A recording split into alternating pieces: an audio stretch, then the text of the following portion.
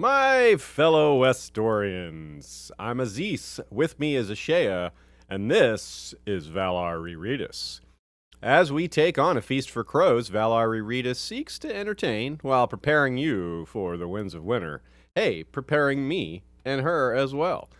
Many of the new plot lines and locations launched in this book are not yet resolved, taking us to our greatest heights of mystery yet. For the remainder of the Valar Rereadis journey, we'll be looking ahead as much, if not more, as we've been looking back. But the core message remains the same. The best books are those that hold up to repeated rereading. George R.R. Martin himself says it, so it must be true. If you're watching live, you can feel free to ask live questions or submit comments. Just hang out with the other chatters. We always have a nice group gathered for each episode. But you can also feel free to send questions and comments ahead of time, posting them on Facebook, Flick, Discord, or Slack, or you can always just email us questions at westeroshistory@gmail.com. And you can also submit questions through Patreon if you're a patron, which I encourage you to check out. It's patreon.com/historyofwesteros. And you can provide financial support, and in return, you can get some cool benefits like occasionally get episodes early, shout-outs, access to our scripts and notes, things like that. Cool stuff. Also, some shout-outs to our regular contributors. Joe Buckley's show, The Isle of Faces, the Scraps and Scrolls edition, is a companion to Valar Rereadis. Every week, he is right there with us, talking about the same chapters, and his takes add a lot more to the picture. Same goes for Nina Friel, except it's on Tumblr instead of podcast form. Her thoughts are throughout this episode and just about every Valar Rereadis episode. That's Good Queen Alley with one L on Tumblr. Today, we have, as usual, as will be most of A Feast for Crows, 4 chapters, commensurate with the much longer than average length per chapter in A Feast for Crows. Starting today, we'll have the Kraken's daughter, the one with an Ironborn scholar, a.k.a. and now a smart Greyjoy point of view. Cersei 3, burning down the tower, a.k.a. the one with Tommen's wedding. What's up? The Soiled Knight, Kingmaker Jr., a.k.a. Be Still My Oakheart. And finally, Brienne 3, the one with Hunt and Huntsman, a.k.a. the gang needs dick. Covered in crabs. Oh, man. Thanks. What have I done? All right, let's start this whole episode over. No. As Cersei and the Tyrells wrangle for control of the young king, Asha Greyjoy and Aerys Oakheart, 2 characters with 1 chapter each in this book, find themselves involved in struggles for crowns that will be shown via other POVs the rest of the way. There's a theme of dominant patriarchy being pushed back against here, thanks to Noga Frankel for this observation.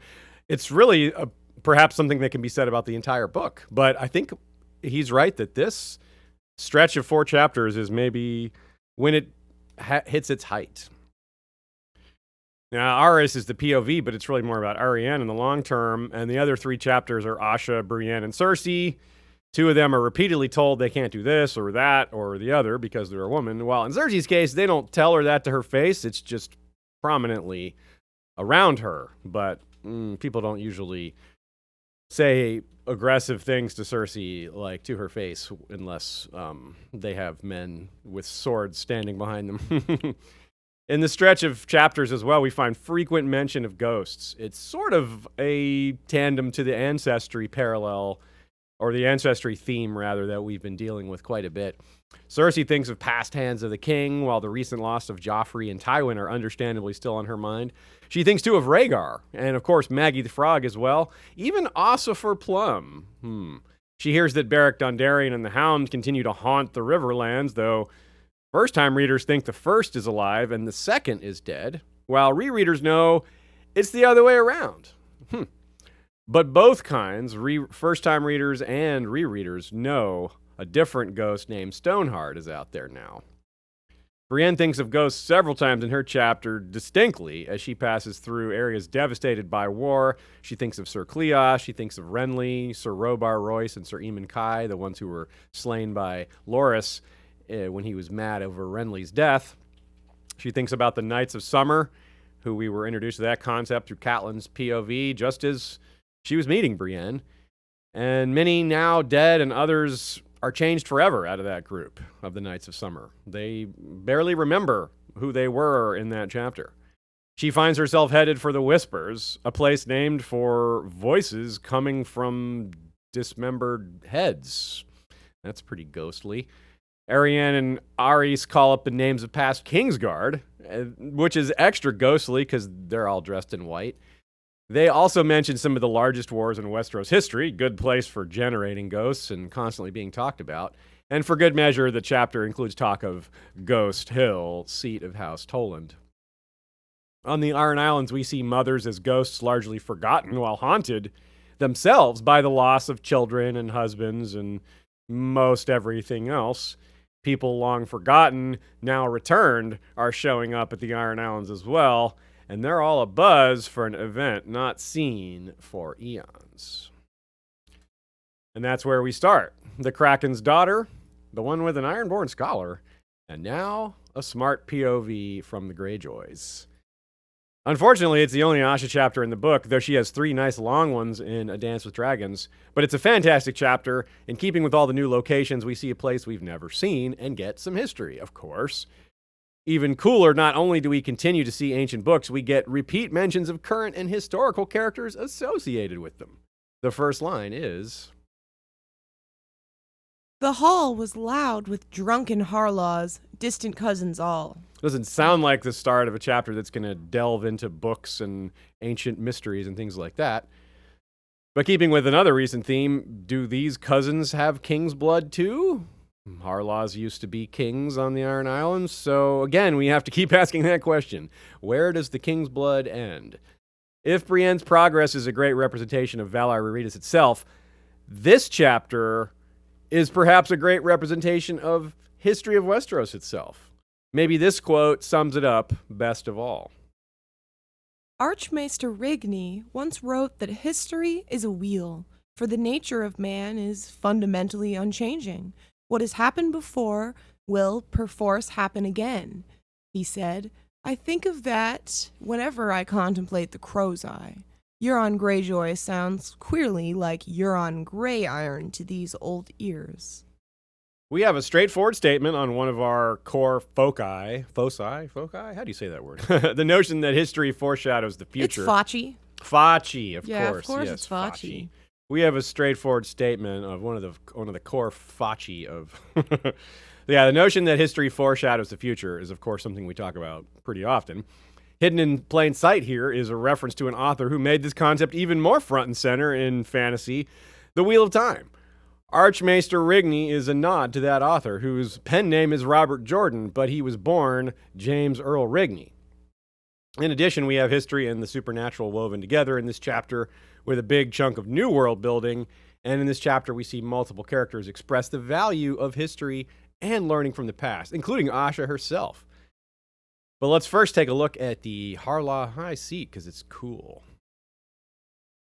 Lord Roderick's high seat was vacant. 2 scythes of beaten silver crossed above it, so huge that even a giant would have difficulty wielding them, but beneath were only empty cushions. Yeah, that is wicked. It's in line with a lot of really cool ancient seats we've seen that from people that used to be kings that have since become vassals to bigger kings. And a couple people commented on the concept of, well, that's sowing all right, that's reaping all right with a scythe instead of, you don't sow with those. But it certainly does get that concept, even though these are the Harlaws, not the Greyjoys. Still, the concept of reaping, not sowing, certainly isn't unique to the Greyjoys. And yeah, the Harlaws are a big family. The chapter, like we showed with that first quote, has a indication there's lots of them, and then we get a list of them, each with their own take on the Harlaw sigil. There's variations on it. It kind of reminds me of the Lannisters because there's a lot of them, and the comparison doesn't end there. The Harlaws are the richest house ruling the most populous island. To be clear, they have nowhere near the power of House Lannister, but compared to the rest of the Iron Islands, they're that role. Relatively, they're that wealthy compared to the rest of the Iron Islands, you could say. Or thereabouts. A better comparison overall might be the North, where Winterfell rules, but White Harbor is richer and more populous. So that fits pretty well. Pike is the Winterfell, and Harlaw is the White Harbor for this example. White Harbor is known for being a bit out of place in the North. It's near the South. It has Southern culture. It's full of knights. It has Northern culture, too. It's kind of on the border there. Harlaw isn't full of knights, but the heir to 10 Towers is one. And Harlaw, the island, is the farthest east. So it's the closest to the mainland. So it fits these parallels pretty well. Joe Buckley points out to note the description of the overall reach of the Harlaws with their number and all their castles and people. It's maybe an indication that they're going to maintain some importance later on in the series. Another example could be that Pike is like Highgarden and Harlaw is like House Hightower. Given the current ruler of Harlaw, that fits pretty well because of, the reading and the books and all that, if we compare that to the Citadel. But there's also an anecdote connecting the Harlaws and Hightowers and Corbrays, whom we spoke of in Sansa 1, so not very long ago. During the time of Aegon the Conqueror, the Evenstar of Tarth and his wife raised girl triplets. Each one married into houses Harlaw, Hightower, and Corbray, respectively. The Harlaws have a Valyrian steel blade called Nightfall, wielded by Sir Harris Harlaw, a.k.a. the Knight, the heir to 10 Towers that we just mentioned. The sword was originally acquired by the Red Kraken Dalton Greyjoy and somehow acquired by the Harlaws. We don't know how exactly it passed from Greyjoy to Harlaw, but that's where it is now. Sir Harris's mother is of House Serret, which is a house in the Westerlands, not the Isles. So that's another example of Harlaws having maybe a bit more of a close connection to the mainland. The Red Kraken, who we just mentioned, Dalton Greyjoy, he was Lord of the Isles during the Dance of the Dragons, and he famously used almost exactly this strategy suggested, but not actually implemented, by Roderick the Reader. Quote, "With Stannis Baratheon and Tywin Lannister contending for the Iron Throne, we have a rare chance to improve our lot.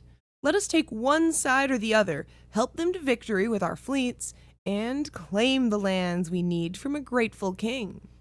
Asha says it's a good idea, but not much help if she can't take the Seastone chair first. So that's perhaps why this plan doesn't get implemented. But maybe it will be implemented later. Euron is not unlikely to align with someone at some point, even if he gets a dragon and beats up Old Town and wrecks the Red Wine fleet and does all these other things. Even if he does all of that, there's still so much else he has to defeat if he wants to take all of Westeros, which is what he says he wants to do. There will certainly be people who would rather not fight Euron, would rather conduct some sort of peace agreement. Of course, Euron's very capable of betraying an ally. One might wonder, why would anyone ally with Euron? Well, let's not forget, most people don't know him. Lords and ladies in Westeros, Euron is kind of persona non grata. We readers know way more about him than the vast majority of Westeros, who may not even know his name. They'll know the name Greyjoy, because that's a famous house, but Euron Greyjoy, all the nobles will know of him, but he's not a big name yet. For example, the claim he's been to Valyria. Despite the doom, it seems that he did go there, though I would guess he sent his slaves while he stayed on his ship. So there's lots of little things that he's probably misled people about, and, well, I expect more of that. Roderick himself is found by Asha amidst scrolls she thinks could predate the Doom. So that's cool. It's enough to make an obsessed Westorian drool, but there's quite a lot else that tantalizes here in this chapter, and this scene even. He casually mentions a book called Questions that suggests the entire timeline for Westerosi history is about twice as long as commonly said, which I'd love to hear more about, but all we get is that, sentence.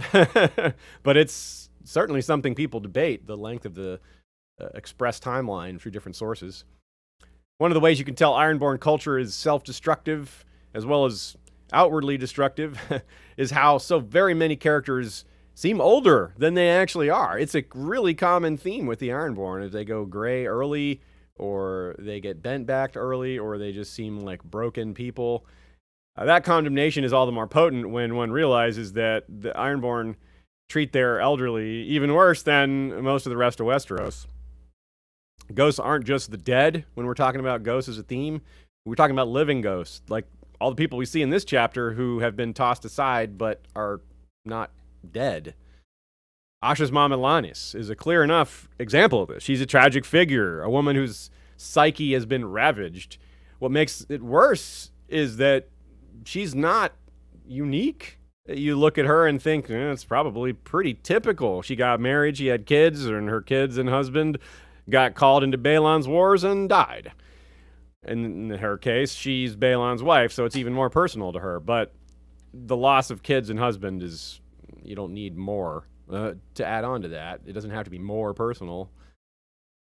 Those wars have caused ruin and death for the Isles, which were not exactly rich and prosperous before those wars. I mean, Asha flat out thinks, is this my mother or her ghost? Joe Buckley points out we could see how this could have easily been what becomes of, or what became of, Cersei or Catelyn. In another timeline, a story written a different way. Very simple. This could happen to them. It could happen to Cersei still, were she to continue to survive or flee King's Landing and lose the crown but not die. Let's say Catelyn didn't die at the Red Wedding and was actually sent to Seaguard, where Robb had intended for her to be. That was putting her out of harm's way in his mind, but also keeping her out of everything. She would have been out of politics. She would have been out of the loop. And she would have started to, if that state had persisted for long enough, she would have started to be kind of like a ghost herself. In fact, she already was becoming a bit like one. And it wasn't necessarily a permanent state of affairs, but she was on that path, and then, well, now there's no turning back. I mean, Catelyn is a strong woman, or was a strong woman, and if she did discover or reunite with at least one of her children, maybe that would have brought her back around, but of course that's not possible for, say, Elanis Harlaw, because, Theon is alive, but he's, talk about a ghost. I mean, talk about prematurely gray and a much different person than he ever was. And Asha doesn't spend much time with her. This is about as much as she gets. Asha's the nice one. But Asha, still goes to see her, and no one has told her about Theon, Elanis, that is. So it's really just, you see how ignored she is and abandoned. But, and this is a sign, I think George is giving us a clue and reminding us beyond the obvious that this is a bad way to treat people, that she still has value, even as a thinker. She thinks that Balon was murdered, and she's right. And like Catelyn, people stopped listening to her, but we saw from her chapters that she still had a lot of really good takes. She was sad, she was traumatized, but that didn't make her not smart, that didn't make her not insightful. But no one was listening to her, and this feels like a very, very similar thing. The reader himself lost 2 tall sons during Balon's first rebellion, so it's not just about the women aren't the only ghosts here, but the reader isn't cast aside and powerless. He's the lord of one of the most powerful places in the Iron Islands. So even though he has plenty of grief he's carrying around, he has so much else to, well, it doesn't make up for it, but it assuages it, I suppose. So it helps battle the grief. Elanis, as a Harlaw and wife to Balon, she's not going to lack for basic comforts like food or shelter, but that's it. She's got, that's that low floor and then not much else. She's got despair, no hope of better days, really. And even basic comforts are harsher on the Iron Islands. I mean, Asha has to threaten the cook to get hot food for her captives. And this is at a rich castle, right? This is an extremely wealthy place. And she still is like, I need hot food. Like, really? You wouldn't think that would be such a rare thing or a hard thing to get there. Ditto Gwyneth Harlaw, who is the elder sister to the reader. She believes herself entitled to 10 Towers because she's older, which is a nice nod to the coming plot in Dorne, next chapter, where the law 2 chapters from now, rather, where the law would agree with Gwyneth's. Here in the Isles, it's much closer to the opposite. Roderick the Reader himself, very untypical for the Ironborn, but also very knowledgeable. He knows they'll never choose her, meaning Asha. She's also a symbol of what Asha does not want to be, meaning Asha doesn't want to end up like all these cast aside women. She can't fight the whole of her society and cultural traditions for that have been in place for thousands of years. So she is trying to cut a different path. She doesn't want to have children and be cast aside. Though they are dissimilar in so many ways, this aspect of her personality gives her some things in common with Cersei and Arianne Martell and Brienne. And an example of why she wants to reform their society. It's quite possibly what her grandfather Kellon saw as well when he tried to reform the Isles, only to have his son sort of undo a lot of those new, barely taken hold reforms. Not that it's the only reason, or nearly the only reason, but it's a dramatic and powerful way to show the rot in a society. The richest house on the Isles is what we're portrayed with here, the House Harlaw, 10 Towers. But it's haunted by living ghosts, plagued by lack of sympathy, and it's just, you could see how it could be such a different place so easily. And Asha can see that, but how to get it to be this new place, how to reform it, that's the big question. Now, she can't bear to tell her mother what's happened to Theon, even though she believes she deserves to hear it, but it scares her. And that's a little bit wild to me. She doesn't fear death in battle. She faces the biases of her culture extremely bravely. She's like, I'm going to take all these men on and change this system. But the fate of her mother, that terrifies her, being in that place. So just let that sink in for a minute. What is scarier, right? I think I can sympathize with that, even though it's so not it's so different than any kind of life I could imagine for myself on this planet. But it feels like you can understand why that would be worse, to be cast aside and left alone and abandoned, rather than at least dying trying to do the things you wanted to do. And it's this manifests, this fear of this fate that the Iron Islands has for women comes up in a lot of different ways. Roderick expresses it kind of sarcastically, of the fear, this fear of the woman running his household too. Quote, "The woman was so old that a Septon had once said she must have nursed the crone.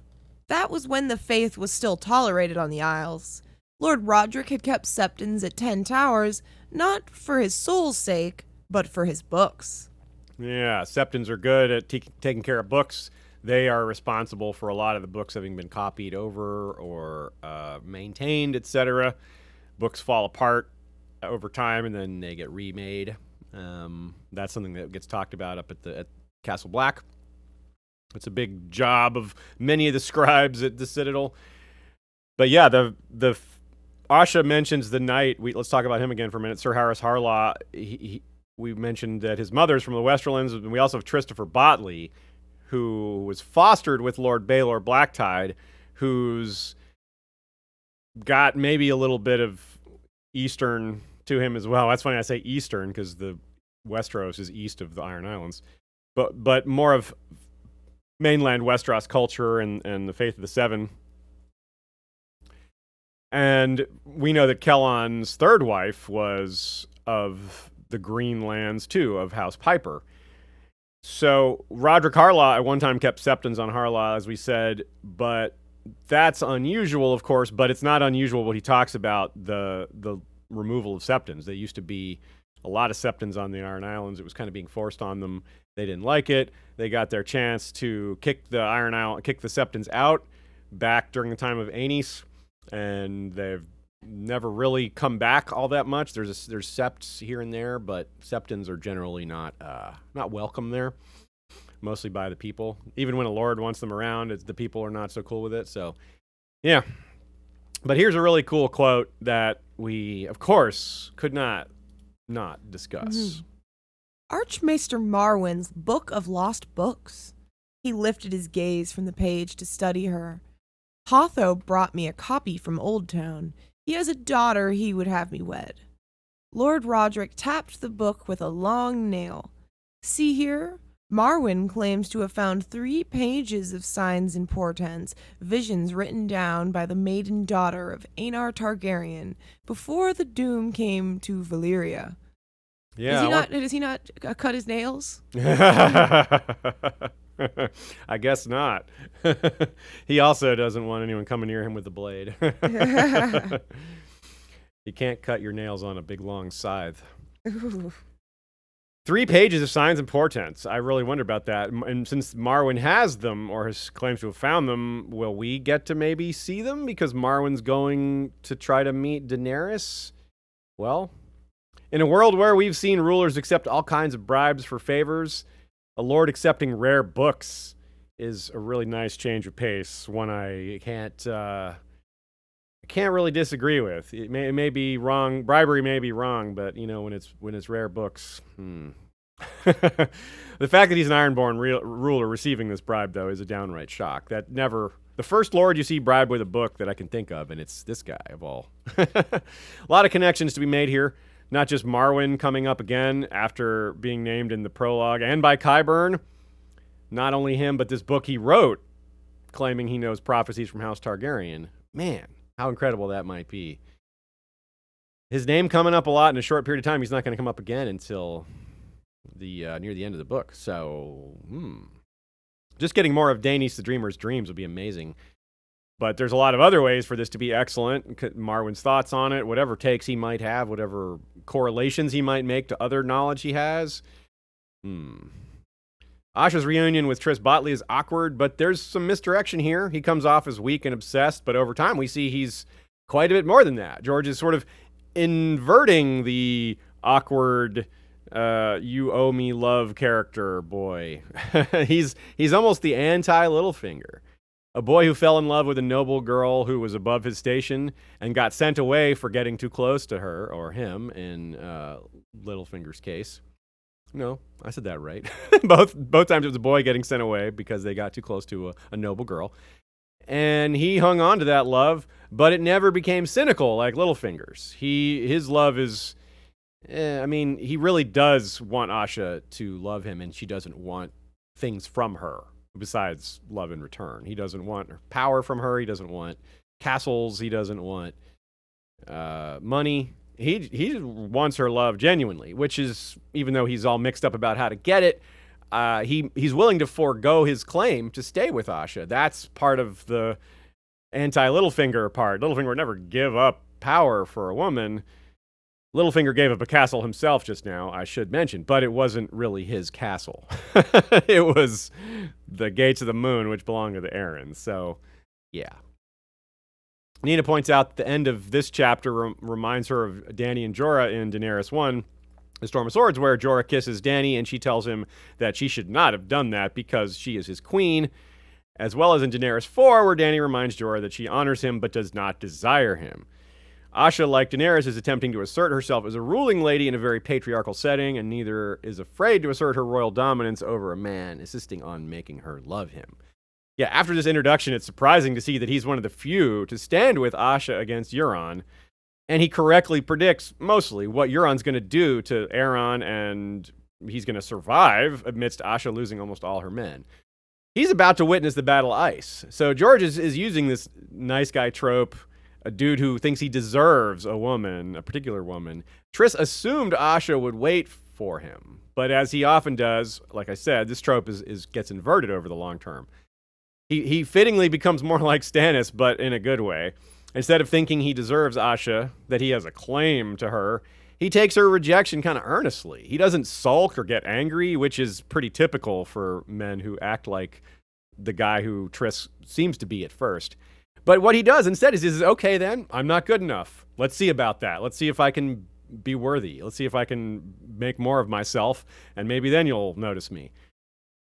And no matter what, he's never going to earn her. Let's be clear. Earning, you don't earn a person. But if he becomes a great man, she might look at him differently and choose to see him differently. That's her call, of course. But, he's doing it the right way.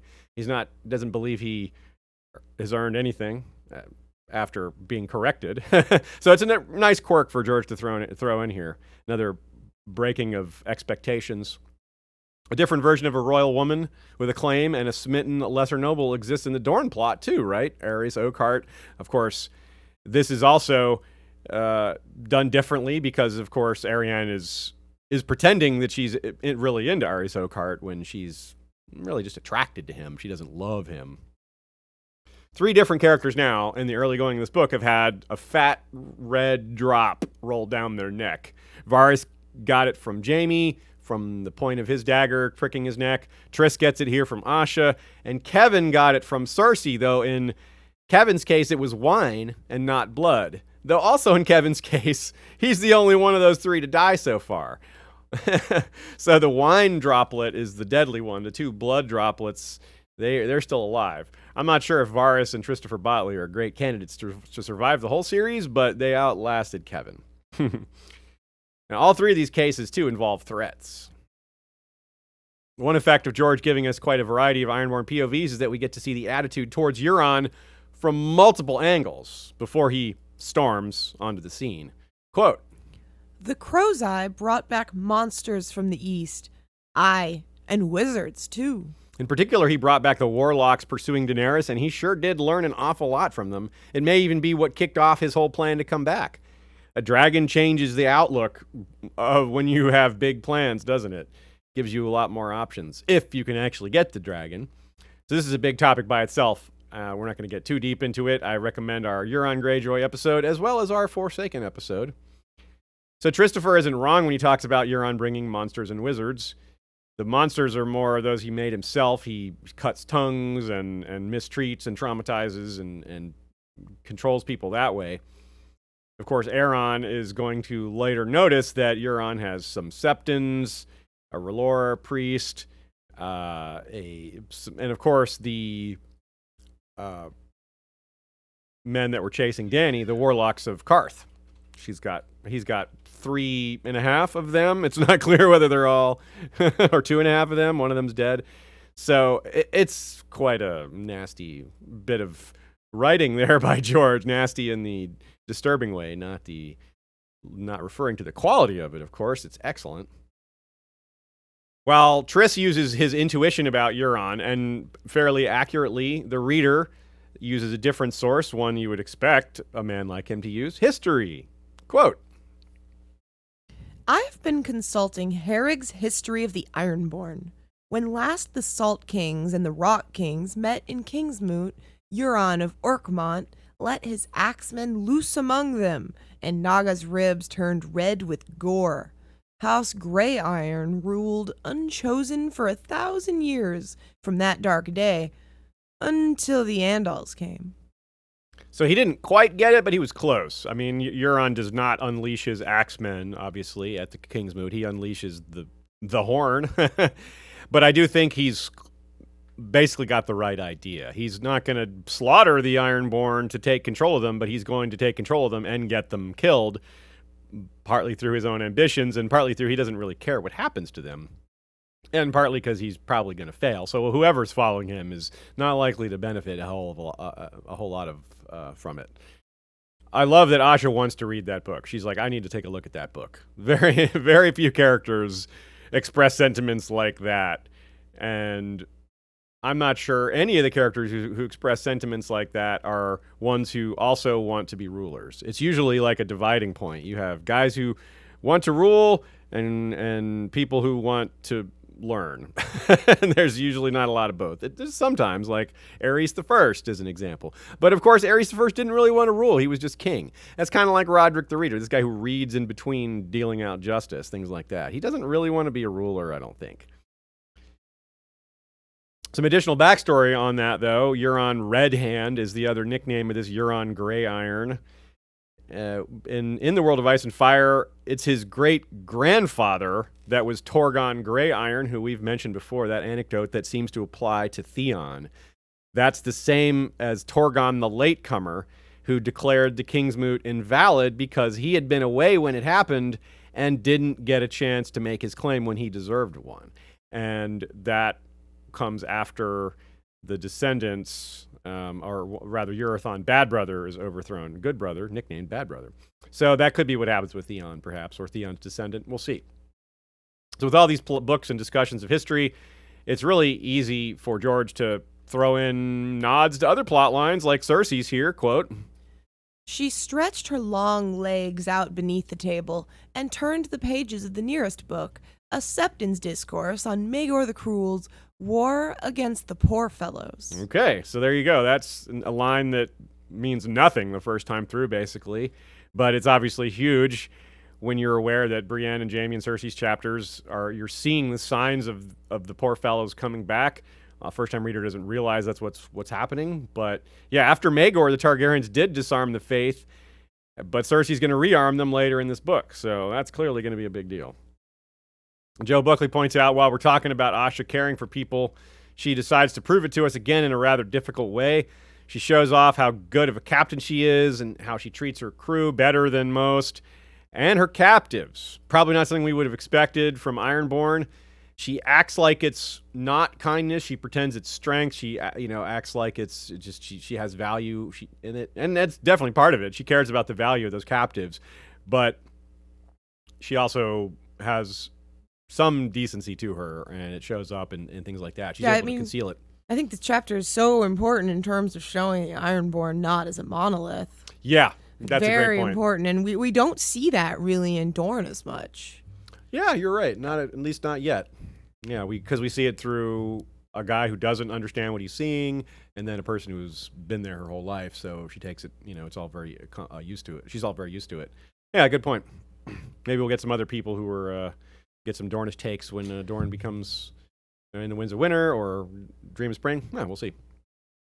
Now, let's talk about the castle for just a minute, of course. It's really interesting and speaks to what you're saying here about it not being a monolith. That's a very good metaphor, given that we're going to mention a castle.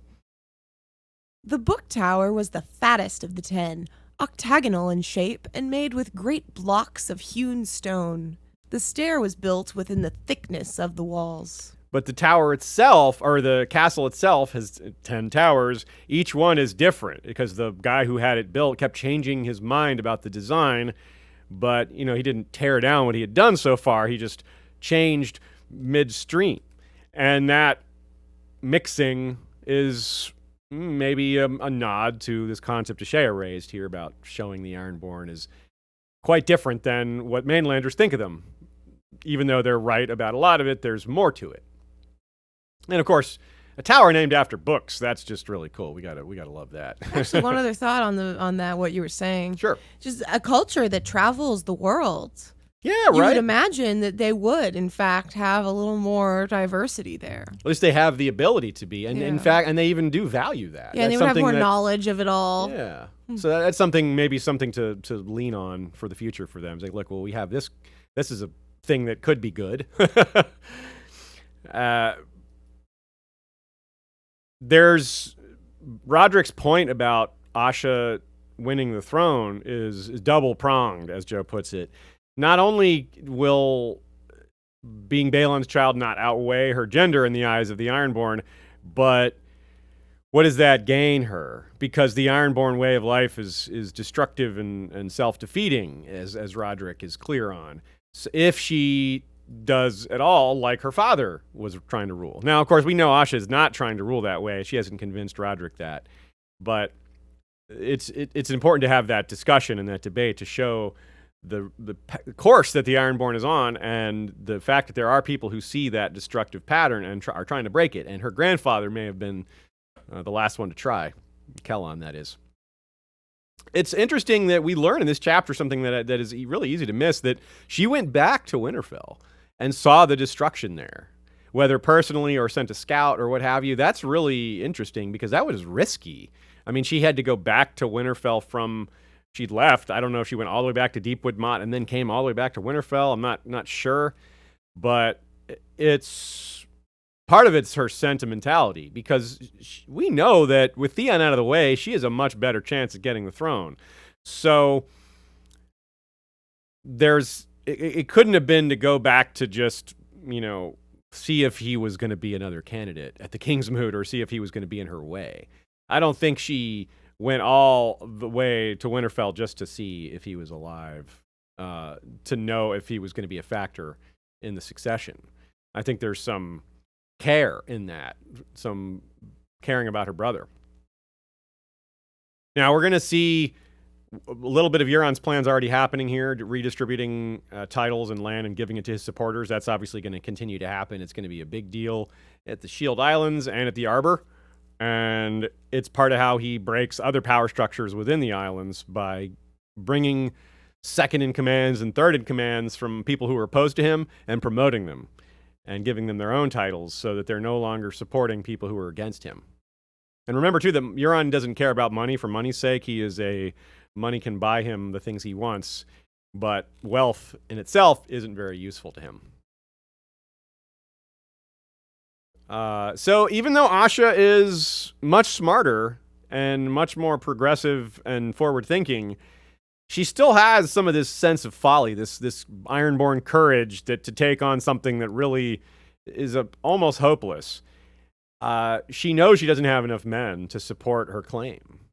It just isn't there. She sees the number of ships, and she probably, knowing what she's going to say at the King's Moot, we know that, if we had heard in advance she was going to try to shame them and show them the wealth of the Stony Shore and show them the turnips and all that, we could probably have guessed that wouldn't work. You wish it would work, but you can kind of guess that it probably wouldn't. And you love the little nod to wordplay here. Roderick warns Asha not to sail into this storm, which, yeah, the crow's eye, the storm. Yeah, I am the storm. Okay, some random thoughts from you guys, a few other takes. Aaron Braycheisen sends a super chat, says, I often listen but rarely comment. Hi from Ohio. Well, thank you, Aaron. We appreciate that. Tracy McMillan, Lady Airdross, just some love. Hope you guys and everyone watching as well. Thank you. Same to you over there in Scotland. It's interesting, too, another thing about the Ironborn is that their names aren't that different from the mainland. You got names like Baelor, which is very much a name for the Seven because of Baelor the Blessed. But you also do like Roderick and now I'm spacing out on other names, but just partly because I can't think of Ironborn names that are terribly unique that aren't seen elsewhere. I mean, Victarion, even Victarion there's similar-ish names elsewhere. I don't know of another Euron, but there's Balons elsewhere. There's Balon Swan, for example. So yeah, there's the culturally speaking, I think maybe George is dropping hints that the Ironborn became a people apart, but they could, rejoin the rest of society and be decent-ish again, perhaps. Tree Girl points out the line, all I see are crows squabbling over the corpse of Westeros, which, of course, that's a Feast for Crows line, and it's of course, what Euron himself is going to say very similarly during the King's Moot. But Tree Girl's point is that this reminds us of one of the things we might be finding in the last book, which is King Bran, the Rebuilder, which, if Westeros is shredded even more than it already is, then yeah, that there's going to be a need for that. Whether it's actually King Bran who does it or not, there is absolutely going to be a need for massive rebuilding of Westeros. An interesting theory that came out from our discussion groups is the aging of Balon, in part because he's spent so much time sitting on the Sea Stone chair, i.e., not the metaphorical power ages you, stress ages you, which is definitely in play. I'm not saying the supernatural element is the only thing, but I am saying the possibility of the supernatural element exists. In other words, the oily black stone is something's up with that stuff. Check out the Great Empire of the Dawn and Ashai episodes for more on that. But there's some evidence there's magic in it. And if there's a little bit of magic in it that, causes premature aging or just make you less healthy, it's hard to describe. I don't know what word applies here appropriately. I said properly and appropriately at the same time. So anyway, it's an interesting theory since there's definitely some magic associated with the Sea Stone chair, that stone. It could have an effect on humans. Proximity to it, like uranium or radioactive elements, like something very mildly toxic like that. I love how Sam is on the Blackbird, while Asha's ship is the Black Wind. And those are kind of so close together here. Barely mentioned in this chapter, but in there is House Stone Tree. The sigil is just a stone tree with no leaves, and it's not a werewood, but it's not a werewood. It could be a werewood, in other words. There's no face on it, but I wonder about that. Certainly the concept of werewoods getting old and turning to stone is out there. And, well, where else? What other trees turn to stone? I don't think other trees do that. I know there's other fossilized trees that can happen in nature, but it's explicit and powerful with werewoods. So, I don't know. Kellon's wife was a stone tree, first wife, but none of those kids survived. And finally, happy Father's Day to everyone. There was a lot of talk of best dads in the chat, and I wanted to put forth some of the things that people brought up. I think a lot of people were Team Selwyn Tarth. Yeah. I put forth Wyman Manderley. Okay, yeah. I brought up Makar. Other people brought up Oberyn, Ned, Davos, Howland. I could see there'd be some debate on some of them, but there's a fine group of fathers. I noticed there's 7 of them. Yeah, 7, exactly. I was like, I won't grab many more. Nice, yeah. I wonder who, if we had to pick an Ironborn dad, who would be the best? I guess maybe Kellon, but yeah, I wonder. He's not alive anymore. Asha was raised she's a pretty decent person. That's true. So I wonder how good of a dad Balon actually was. Well, Theon's not, and neither is Roderick or Meryn. We're pretty terrible. He didn't really raise Theon, for one. That's a fair point. So in that case, I wouldn't count Theon. But Asha's a woman, and he clearly gave her some abilities. I don't know. Yeah, might be decent. That's a fair point. Yeah, at least worth considering. Maybe he was a good father by not fathering her. Maybe by staying away from her. That was better. Why I said Makar. I was like, he let Egg go off with Dunk. Yeah. It was more that he just allowed him to do his own thing, and that worked out. A question from Catherine Furseth with a super chat. If Asha and the Reader story suggested that knowledge of history and intelligence are required to rebuild or reform Westeros in the end. Oh, yeah, maybe. That's a great take. Is it going to be to rebuild Westeros? Will it require historical knowledge and basic knowing how it was done before, not making the mistakes of the past? Learning from the past. That's a really good theme under the radar theme here. I like that. Very good take. I say yes. I will say yes to that. Now let's move on. Cersei 3. Burning down the tower, aka the one with Tommen's wedding. This chapter is unbelievably jam-packed with plot and detail and between-the-lines depth. The community has identified quite a few themes over the years, but my favorite is probably how much Cersei behaves like Aerys in this one. But not just Aerys before the rebellion, I mean pre-Duskendale. During his slow decline, he was a poor and problematic king, but far from his worst, which came near the end. And ditto Cersei, who's just getting started. We really never get a rest in this book, as Joe points out. I think it's intentional in Cersei's chapters. In Cersei 2, person after person, problem after problem, a whole river throwing itself right in Cersei's face the whole time. And it's never going to stop. She's constantly going to be hit with this and that and the other. And that's part of what it's like being a ruler, I think. We don't get a lot of POVs from the actual person sitting the throne or directly in charge of everything. And when we do, sometimes it's short. Like Ned Stark, we only get him for one book, and we didn't really see him commanding armies in that spot. Anyway, so or we did see him sit the throne indirectly and rule his hand, but and when he did, he was constantly besieged with problems. So even with that peek into the window, it was similar. But it's different for Cersei because she's being lied to a lot more. She's got much different ambitions, of course. That's obvious. Saying that Ned and Cersei are dissimilar I don't know that I needed to make that point. Here's how the chapter starts. Oh, I pray the Seven will not let it rain upon the king's wedding, Jocelyn Swift said as she laced up the queen's gown. Interesting that Cersei prays for a storm, which is like 2 lines later, on the morning of Tommen's wedding, which is right after Roderick Harlaw warned Asha about sailing into the storm and facing Euron, of course. Now, Nina doesn't agree that Cersei and Euron will be a thing. I still think they might be. We'll see, obviously. No need to get deep into that right now. But either way, they have a similar headspace, you could say. Both of them are sort of bent on destruction. Both of them are opposing just about everyone. They want everyone to follow them, and they want everyone to just agree and follow along and be kind of yes men. Related to the rain part, the storm part, chapters 2, 3, and 8 all start with the first line, including rain. The first line. And in Cersei 7, the first line will be Marjorie exclaiming, 1,000 ships, which is a reference to Euron's invasion of the Shield Islands. So there's a lot of this sort of storm and rain and combo stuff going on.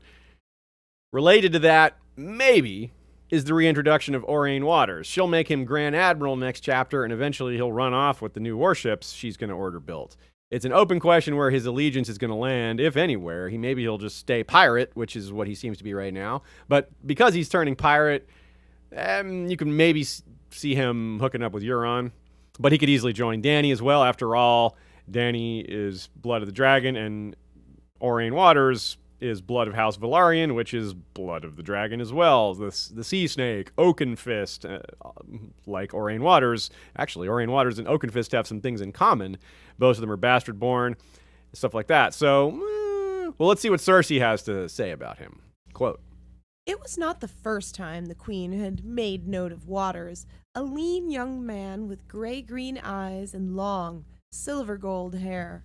The first time she had seen him, for half a heartbeat, she had almost thought Rhaegar Targaryen had returned from the ashes. It is his hair, she told herself. He is not half as comely as Rhaegar was.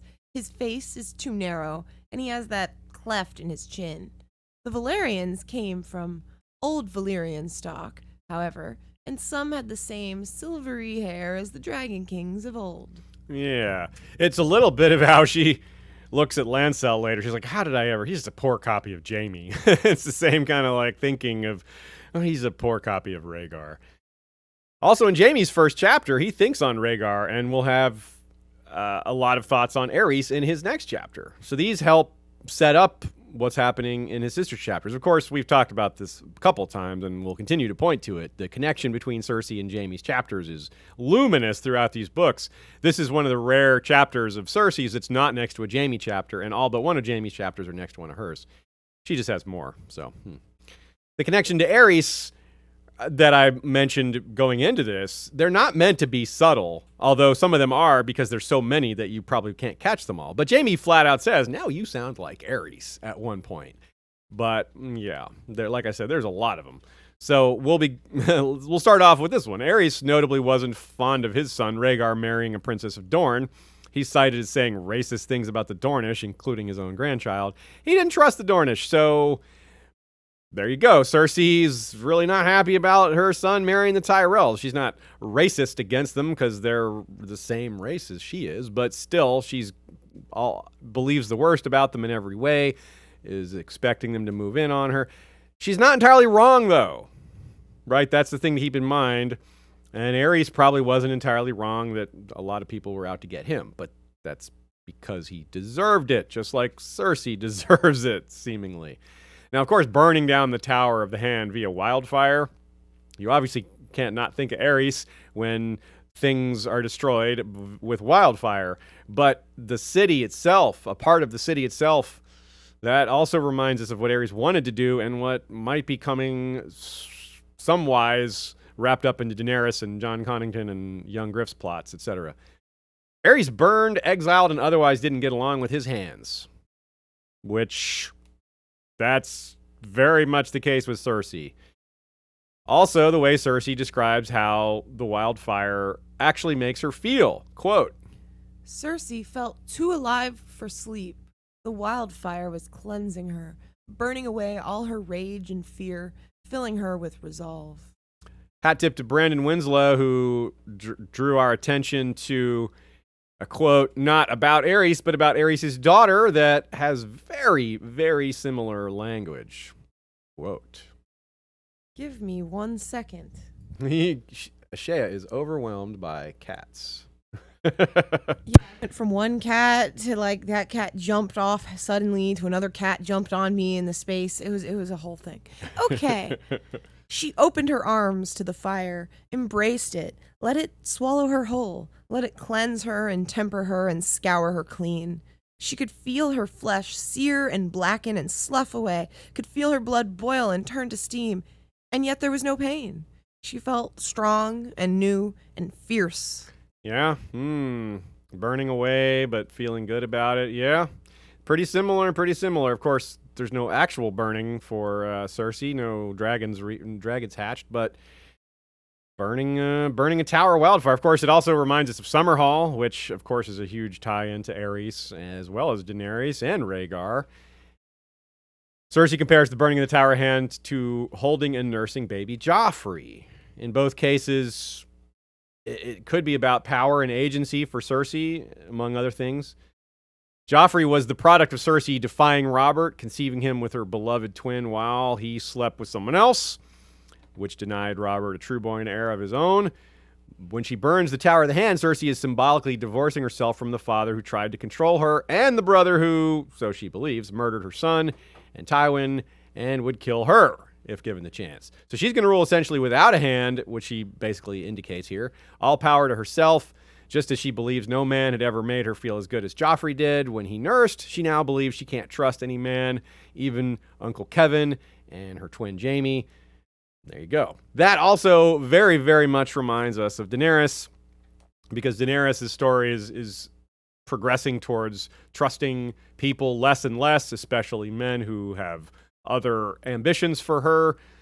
And she's leaning more and more on prophecy, which Cersei isn't leaning more and more on prophecy, but it is becoming more and more front and center because she can't deny the reality of it and how true the Maggie the Frog prophecy is coming. It's just hard. How is she going to not think about that? Aerys started executing people by wildfire a few years before the rebellion, and this is when he started forcing himself on his wife, which Jaime's going to think about in his next chapter. The wildfire, the death of somebody to wildfire would turn him on.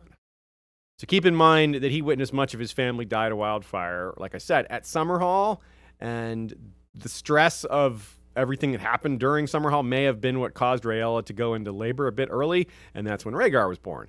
Also, keep in mind that Aerys and his wife lost a lot of children to stillbirths and deaths in the cradle, and that was not good for his sanity. I wonder if Aerys associated the healthy birth of Rhaegar and wildfire together somehow. The most healthy child he ever saw from his own, Viserys came much later and was not robust, and he never really didn't see Daenerys. He only saw his wife pregnant with her. So the one child who came out like healthy and normal-ish, well, let's not call Rhaegar normal, but he he didn't have any overt madness or physical issues. So from Aerys' point of view, the one time it worked was when it happened amidst wildfire. So it's not strange from a maybe trauma perspective that Aerys has these weird associations or disturbing associations. The stillborn chick is a relation to this because, of course, of all the stillbirths that Aerys and Rhaella suffered through. Well, that is perhaps a nod to that with the egg that Cersei gets in this chapter. But there's more to it than that. It used to be associated with an idea that Cersei was pregnant. Now, I don't think she is. I don't think she's pregnant. I think it's reasonable to guess that she's been having sex, but it's not actually recent. She hasn't actually had sex recently. And then later she's going to have her walk of shame, and it's going to be months after this, and she would be showing by then. So if she did have a stillbirth, it's not shown, and we have 10 chapters of her. She's got the most POV in this entire book. So I don't think she was pregnant. She's gaining weight. She drinks a lot. She's not taking care of herself, etc. That is more likely, I think. And yet she blames it on her poor maidservant for, not tightening it enough or whatever, and then blames one of her other servants for shrinking her dress and things like that. Really, really unfair. Now, Aerys, too, slept around. Before he came around. He stopped sleeping around because he became convinced that all those stillbirths his wife was bearing were because of his cheating. So what did he do? A walk of penance. Hey, sounds familiar. Now, he wasn't naked, but that's still another comparison to Cersei. Now there's this. It just keeps coming, y'all. This similarity in future plans. Quote, After the war, I mean to build a new palace beyond the river. She had dreamed of it the night before, at last. A magnificent white castle surrounded by woods and gardens, long leagues from the stinks and noise of King's Landing. so the river is the Blackwater Rush, which King's Landing is on the north side of, and here's what Aerys had in mind. In 265 AC, offended by the stink of King's Landing, he spoke of building a white city entirely of marble on the south bank of the Blackwater Rush. Whoa, that's really close, right? That's completely on the nose. And then, well, we haven't gotten to this part of Cersei's plot, but we're laying all the Aerys stuff out now. Let's keep going. Here's this another one. Quote, In 267 AC, after a dispute with the Iron Bank of Braavos regarding certain monies borrowed by his father, he announced that he would build the largest war fleet in the history of the world to bring the Titan to his knees. Okay, so Cersei is also going to have major issues with the Iron Bank. She's going to refuse to pay debts mostly accrued by not her father, but by Robert. And though not directly related, she is also building herself a nice war fleet that, with money that would have probably been put towards this debt. So the similarities are gigantic here as well. Now, notice as well the dates. The first anecdote about the rebuilding of the city in White is 265. The anecdote about the Iron Bank of Braavos, 267. Cersei, nice, cleanly born in between those two dates of 266. Cersei dreams in this chapter of running the realm from Casterly Rock, which Jaime considers a bad idea. But ironically, this is one of the few desires father and daughter shared in common. For a good part of 267 AC, after Tywin resumed west to assume the lordship of Casterly Rock following his father's death, according to Yandel, quote, the Seven Kingdoms were ruled from Lannisport and Casterly Rock, where both the king and his hand were in residence. Yeah, Aerys went there too. So, yep, ruling from Casterly Rock. Another Aerys parallel, Cersei forbids any swords inside Tommen's wedding, save those borne by the Kingsguard. Following the defiance of Duskendale, Aerys would not allow any blades in his presence except for those carried by the Kingsguard. Returning to the burning of the Tower of the Hand and the theme of ghosts, which is prominent throughout a lot of these chapters here, while simultaneously keeping Aerys in mind, we've got another quote. Here it is. Owen Merriweather, John Connington, Carlton Chalsted, John Arryn, Eddard Stark, her brother Tyrion, and her father, Lord Tywin Lannister, her father most of all of them are burning now, she told herself, savoring the thought. They are dead and burning, every one, with all their plots and schemes and betrayals. It is my day now. It is my castle and my kingdom. Yeah, okay, Cersei, yeah. All in hell, I guess. Little catch by Joe that I never saw that anyone catch this before. It's a small detail, but wow. So during the search, Jaime notes that there's two guardsmen that are down in the tunnels looking around, and they just get lost. And they're like, oh, we can hear them still, but we don't know where they are anymore. So I guess they were incinerated when the tower was burned down. Because they would have still been in there. They never got out.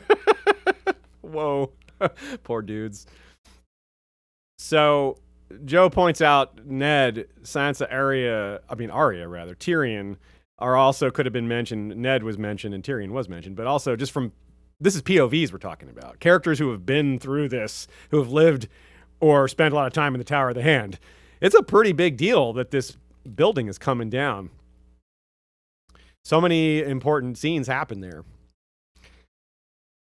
She also compares the wildfire to Joffrey, which is strange. It's just beautiful, she thought. As beautiful as Joffrey when they laid him in my arms. That is bizarre, man. But it is kind of, as Joe points out, Joffrey was wild and evil, so, and chaotic. Yeah, wildfire is kind of too. And very, very destructive.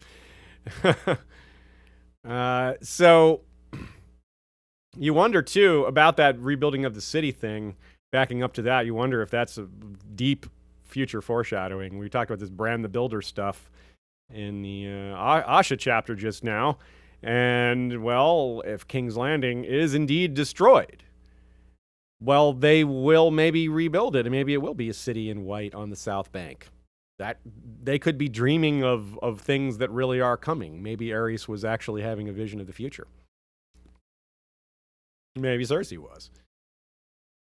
Of course, Olenna is still amazing with her gets on Cersei. She is the boy's own mother, after all. Of that, we are all sure. She just keeps hammering away at her, and she knows what she's doing. This isn't just like, oh, I'm just going to throw insults here and there because I'm petty. She knows exactly what she's doing. Cersei does not handle insults well. It throws her off her game. Cersei tilts too easily. When she's angry, she's not at her best. When she's not angry, she's a pretty decent thinker. She's cunning, she's dangerous for sure. But when she's feeling threatened or insulted, she ceases to be so bright. And I think Olenna is very aware of that and just constantly needles her to keep her in that state of anger, which causes her to make mistakes. Another thing discovered below the tunnels, besides the poor guardsman's fates there, they found a chamber full of skulls and yellowed bones and 4 sacks of tarnished silver coins from the reign of the first King first King Viserys. We'll probably never know who those bones belong to, but I wonder if that was what Tyrion was kept from seeing. Probably not, though, because that was farther down in the 4th level. But tarnished silver coins from the reign of first King Viserys. Wonder what that's all about, because King Viserys was not king for very long. He was king for only a little over a year. He was hand for a long time. What were those doing in there? How many coins did they mint during that time? Yeah, right? Like, this is very odd. But I don't know what to make of it. I don't know where to go with it. But it's so interesting. Anyway, well, I don't want to spend time on something I can't explain. We hear about Sandor and Beric Dondarrion and Vargo Hoat, all that. Of course, it's not really Sandor, it's his helmet. But what's so interesting is we actually get, quote, from a septry on an island hard by the mouth of the Trident. Salt pans had been raided by a bunch of outlaws. That's the Quiet Isle, y'all. That is actually the Quiet Isle, which means they are informing the Crown that Salt Pans was raided and that the Hound did it, which means they're already trying to conceal Sandor Clegane as the Gravedigger, because they're already like saying, oh, he's over here. They're already lying about where he's at. They clearly know where Sandor's at, yet they are saying he did Salt Pans. So that's really interesting. I admit I did not catch that before. I did not catch that the Quiet Isle sent a raven, which also I didn't know they could do that. I didn't know they had ravens there. So we'll be coming back to this because we're going to see Salt Pans again. We already saw Arya pass through it on her way to Braavos and saw how messed up it was. But we're going to be seeing Brienne go there and Brienne 6, so we'll get a chance there. Quote, when a dog goes bad, the fault lies with his master. That's from Kevin talking about what happened to Sandor, which is pretty hypocritical given what Gregor Clegane did in the Riverlands, and just in general what Gregor Clegane did. And, well, that is Tywin is supposedly his master. There's more of Jaime and Cersei animosity in this one. The "I love you too, sweet sister" is said twice, and she's just really mean to him about his hand. And Joe thinks it's just because he's not giving her what she wants. He's not going against her. He's not stealing Tommen. He's not joining the Tyrells or anything. He's just not falling in line. He just doesn't agree with her on some of her plans and how she's wielding power. And she's not up for debate. She expects him to do what she wants. So, of course, we have the return of, or not the return of, but since we brought it up early, but this is when Queen you shall be until there comes another, younger and more beautiful, to cast you down and take all that you hold dear. Cersei is going to think of this one a lot. And, of course, we know who to be looking for, or at least we have an idea who to be looking for. But that is part of why when people call her the old queen. We have, the new queen and the old queen. It's brought up multiple times in this chapter. That's part of why it bothers her. First of all, I mean, it's just rude anyway. Like, these knights are like, that is not a very courteous thing to say. But it's worse because of the prophecy, beating at her in her psyche. Notice that Balon Swan is the one guarding the king and Loras is guarding the queen. I do believe that's intentional. Balon Swan is the most trustworthy of them, and probably the one Cersei trusts the most, and she definitely doesn't trust Loras. Some of the others are just kind of incompetent. She sort of trusts Jaime, but not as a warrior. Boris Blonde is incompetent. Arys Oakheart's in Dorne. So she'll eventually trust Gregor Clegane or Sir Robert Strong exclusively, but we haven't gotten to that yet. We get more of Taena Merryweather continuing to try to worm her way in to Cersei. Cersei's good graces, and we see this. Cersei doesn't trust Taena outright, but this is what gets her to trust her, is that she sees her on her side by lying about putting poison in the cup. Taena straight up said she saw Tyrion put poison in the cup, which is clearly she did not see that. So it's a pretty interesting to see what Cersei looks for as signs of loyalty, and really what she's seeing here is a person looking out for themselves and using Cersei. This lie about Synel, poor Synel, given to Qyburn, it's so blatant. She's like, just watch Synel and she's going to give a note to this girl and blah, blah, blah. It's like, that would have been so easy for them to set up. That note could just be like, hey, go do my laundry. Cersei should have gone a little farther with this. Like, what's in that note? That's what you need to know. What is this? If she's really spying on her, get proof of her spying. Get proof of what she's telling her. Don't you want to know what information she's passing on? The truth is she's probably not passing anything on. Although maybe she was. Maybe Synel was spying. I mean, people would be trying to bribe Cersei's maids. Like, that is a good thing to do. If you're a player of the Game of Thrones and you want to find out what Cersei's doing, bribing her maids is this pretty straightforward thing to do. After all, we've seen that before. All right, let's see here. It's funny because I dragged Cersei for not having history much in her thinking, and here she goes in this chapter bringing up Ossifer Plum. So Cersei 1 is East 0. But what she's saying here, we need to unpack what she means by that. Jaime's like, what's the big deal about Tommen and Marjorie sharing a bedroom? He's not going to get her pregnant. She's too young, or he's too young for that, and blah, blah, blah. And that's why she brings up Ossifer Plum, because it doesn't have to be Tommen getting her pregnant for them to pretend Tommen got her pregnant. If Marjorie's pregnant, they can claim it was Tommen. It doesn't have to be Tommen if people in the world believe it is. That's what happened with Ossifer Plum. Ossifer Plum almost certainly is not the father of the people who are said to be his descendants, because he almost certainly died before he could get her pregnant. So that's what she means. Those kids were passed off as Ossifers, or the first kid was passed off as Ossifers, even though he wasn't, most certainly. So sure, Cersei is worried the Tyrells will do that. And that's why when she sees these rumors or this idea that Marjorie might be sleeping with somebody else, it brings her right back to this idea.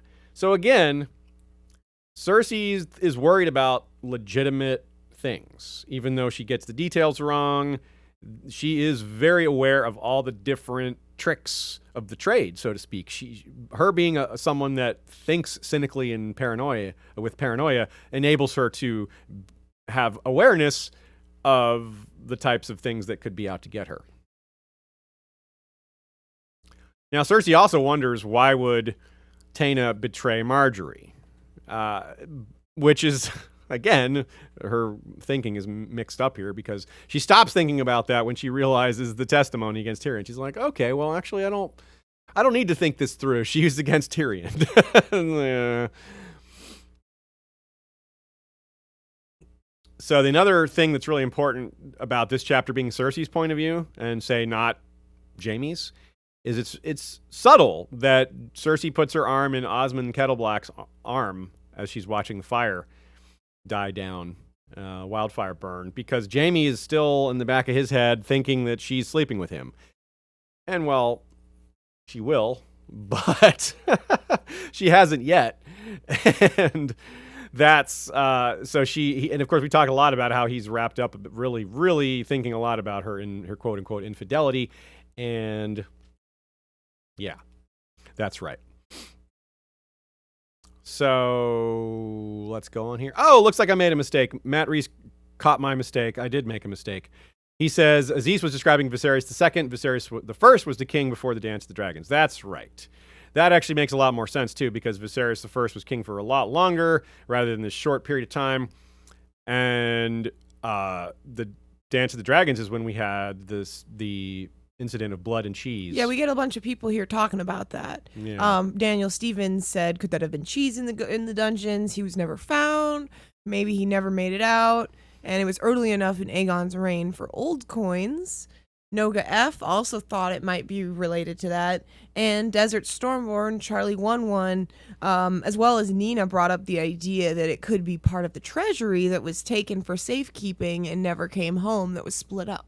Oh yeah, there was four. Yeah. There was the treasury was split up into 4 parts by the Lord of Casterly Rock, or the future Lord of Casterly Rock. I can't remember if he was actually Lord at the time, but Tyland, I think it was. And yeah, he split it into 4 parts. You're right. That's cool. That's a great idea. There are a couple options. if these were large sacks, that would make sense. If they're not very big sacks, then it's probably not enough to represent part of the treasury. But I like it. That's a really good idea, because that would make a lot of sense. Cool, y'all. I like that. Good thinking, everybody. Good theories. A little nod to the 5-year gap, maybe, with this quote. This is wrong, she thought. It is too soon. 1 year, 2 years, that would have been time enough. Similar to Littlefinger saying, he expected to have more time. Of course, Cersei's thinking about the marriage being too soon, but it works as a nod to George changing his plans. Cersei, a lot of people noted how Cersei is embarrassed for her son dancing, which is like, it's so, it makes you mad or sad or something. Because most of the time, most of us would see this kid dancing and we would think, oh, look at that cute kid dancing, but Cersei's like, oh, this is embarrassing. They're all gonna laugh at him. I mean, he's a king too, and that's what she's worried about. She's not. They're all gonna laugh at you. Yeah, exactly. Adam King Sandler. She has this funny line about Renly being, since he was Robert's brother, he must have slept with Marjorie. Nope. Actually, being Robert's brother doesn't say much about sexuality. Renly, maybe, for all we know, was just as horny as Robert, but clearly wasn't interested in women. And Stannis, just not very sexual at all. The cloak thing is interesting here. There's one last point here about the wedding, which is that Olenna insists on the Baratheon cloak, not the Lannister cloak, which is, again, it's not just annoying Cersei, as Stephanie the Peerless points out from our Flick channel. It's a nod to the legitimacy here. The Baratheon line is the kings. That's what they're marrying into. They're not marrying into these Lannisters who aren't actually the ones who hold the crown. It's the Baratheons. But, interestingly, as Noga Frankel points out, they didn't insist when it was the marriage to Joffrey. Maybe because they knew they couldn't get that because Tywin was in charge, or this is perhaps part of just the plan to constantly needle Cersei to upset her and throw her off her game. Stefan B mentions the stillborn chick reminds him of the Targaryen mutations in a lot of their children. Maybe that's a connection as well, because we certainly were trying to link that to Aerys. And the last point, which is that several people out there lamented the loss of Tyrion's stuff. She mentions that when the tower was burning, that Tyrion's stuff was still in there. And sadly, that might include some books. No. A lot of custom nice clothes, too. Yeah. It's hard for him to find clothing. Yeah. In A Dance with Dragons, remember what they do? They take young Aegon's clothes and sew them together in half doublets, like half a doublet, half another doublet, and it's yeah. He's meant to look like a jester there. And now the Soiled Knight, Kingmaker Jr., or maybe Queenmaker Jr., aka Be Still, My Oakheart. Despite so many unique aspects to this chapter, it being the first solo non-epilogue or prologue chapter, for example, it also has a lot To be clear, that's because Asha has one later, not in this book. Right, yes. And she's... Otherwise, she would fit as well. You're right, yeah. It's not solo. She's not a solo chapter person. She's only a solo chapter person in this book. Yeah. Yeah.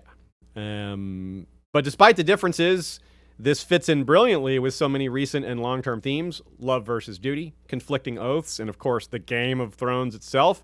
But also it has some really excellent dialogue. I don't exactly root for manipulative seduction, but Arianne is a master here. She's not fully in control because she's got misconceptions about a lot of what's happening around her, but her dialogue is so perfect. There's so many good, excellent historical analogies in this one too. I think it's kind of an underrated chapter, and let me tell you why. The first line is this. The night was unseasonably cool, even for autumn. Pretty soon that night's going to get hot. Ayo. I mean, night with a K. Next book, Barristan will think about how being a Kingsguard is so much different than being, say, a pit fighter, because Kingsguard must be on alert at all times, whereas pit fighters only have to be on guard when they're in the pit. He thinks how the job is quite a bit more demanding and expansive than people realize because of that, and for other reasons, but even he is unprepared for being so deeply involved in politics. Kingsguard are not supposed to be that deeply involved in politics. Barristan is unhappy with that. Aerys Oakheart, similarly unhappy, similarly out of his element, but with far less experience, and Barristan isn't faced with the likes of Arianne Martell either. His frustration with sneaking around, his lack of patience or understanding of the game's Syvass, even his dislike of spicy food, all these things are just to show us how out of place and out of his element he is. He's not a bad guy, just extremely out of his element and very much overmatched. He's not only ill-equipped to navigate the dangers facing him, like the confusing streets we see him walking through, which is another metaphor. He's barely aware these dangers are there. He's aware that Dorne doesn't like him, that Oakhearts aren't welcome there. These are very vague, unspecific fears. He's worried about random attacks in the streets, which might be reasonable, but the place he's headed, the path he's on, leads directly to Areo Hotah. And as much as he'd rather face a real foe than these intangible fears, well, maybe that one should be an exception. After all, Aerys is made uneasy by the captain. And he may not realize, but even with that, he may not realize just how overmatched he is in that fight either. So like I said, I don't think he's a bad guy. I don't find him super likable either. But we also just don't really get a chance to know him. This is a real just thin slice of his life. I do think he is undoubtedly a victim in many ways here, which is a rare example of power dynamics and sex where the man is the one being manipulated. It's almost always men using their power to coerce or get sex. That's extremely familiar. It's super common. Real world, fiction, etc. Usually the sex itself is kind of an exercise of power, and it's the point. Littlefinger is a rare example of someone who doesn't really care about sex. The sex is about getting the power for him. But that's a rare example. Cersei is perhaps the most egregious parallel example we have here, given it includes seduction. Her treatment of Lancel is pretty bad. It's not about power as much in this case, because she's not trying to get much out of Lancel other than comfort and that. But there is a legitimate attraction on both sides here. Lancel, Cersei was legitimately found him attractive, and Arianne is legitimately attracted to Aerys. But in both cases, they act like it's love when it's definitely not. And that's part of what makes it easier, though. The being able to pretend that they're in love is an easy sell when the lust is real enough. Young people, especially, but all people, but especially young people, find it difficult to distinguish lust from love. And Aerys is not only young, but particularly naive, given he's a Kingsguard and they're not allowed to have, relationships. So Arianne's going to feel pretty awful for all this later and realize how badly she abused him. But she's going to feel even worse about it all when she finds out not only did she take this too far, but she took it too far for the wrong reasons, because she was operating under false pretenses. But from his perspective, this is all utterly irresistible from a societal perspective. A princess, the pinnacle of society, who in Westeros, princesses, queens, kings, and all they're the best, quote unquote, the best people. They're anointed by the gods. The reason they're highborn is because they were chosen, because they're better. So a man who's been taught that chastity is a virtue and a duty is just presented with this overwhelming physical evidence to the contrary. Not only is she incredibly beautiful and professing that she will love him forever, and she's determined to make him believe that, but she says she's going to use this enormous power and influence to shield him from any consequences, which of course that's one of the first things he's going to be worried about. Like, well, I'm breaking my vows. She's like, don't worry about that. I'm a princess. I can make that go away. He's supposed to say nope to all this, but Arianne is just really good at arguing, and she's prepared extremely well. She knows what his objections are going to be, and she's got a ready answer for all of them. There are echoes of Jaime's complaints to Brienne and Catelyn regarding oaths here, with showing how if you break one oath, if you by keeping one oath, you're violating another. For example, every time he brings up one of his oaths, she brings up a different one that he'd be ignoring if he didn't help her. She mentions he took an oath to Joffrey and to Myrcella, but he didn't take one to Tommen. It's a conflict very familiar to us by now from an unfamiliar character. He mentions his duty. She's like, what about love? When he says this can't continue, it can't last, she says, without saying it, she says, oh, but you knew that already. You knew before you ever slept with me that this couldn't last. So doesn't that mean you were just in this for the sex then? It's genius. He's guilty for not being a good Kingsguard, but sleeping with a princess and leaving her to her problems? That's blatantly unchivalrous too. So he's really he's kind of trapped. There's almost an element of Christopher Botley in this conversation too, what with Aerys just being clueless about Arianne's honor. She doesn't need to be protected. She brings that up like, oh, what about my honor? And he's like, oh yeah, your honor. She doesn't care about that, but she knows he does. And Christopher Botley thinks that Asha cares about honor like that too. And she's like, nah, I slept with this Lysine sailor who barely spoke. Like, he was hot and that's it. Like, that's honor doesn't come into it. It's just, I wanted to get some. That's pretty straightforward. But Christopher was raised differently and didn't understand that. Although he will learn, I think. Of all the brilliant things Arianne says here from an argument debate perspective, this one is perhaps the coup de grace right here. It's so perfect. Quote, so, your two princesses share a common cause, sir, and they share as well a knight who claims to love them both, but will not fight for them. Ooh, that cuts deeper than any blade. Well, maybe not deeper than Hota's axe, which will take his head off, but you see how truly trapped he is. Like, what is he say? There's no way out of this. And he believes things that are not true on top of that. Excuse me.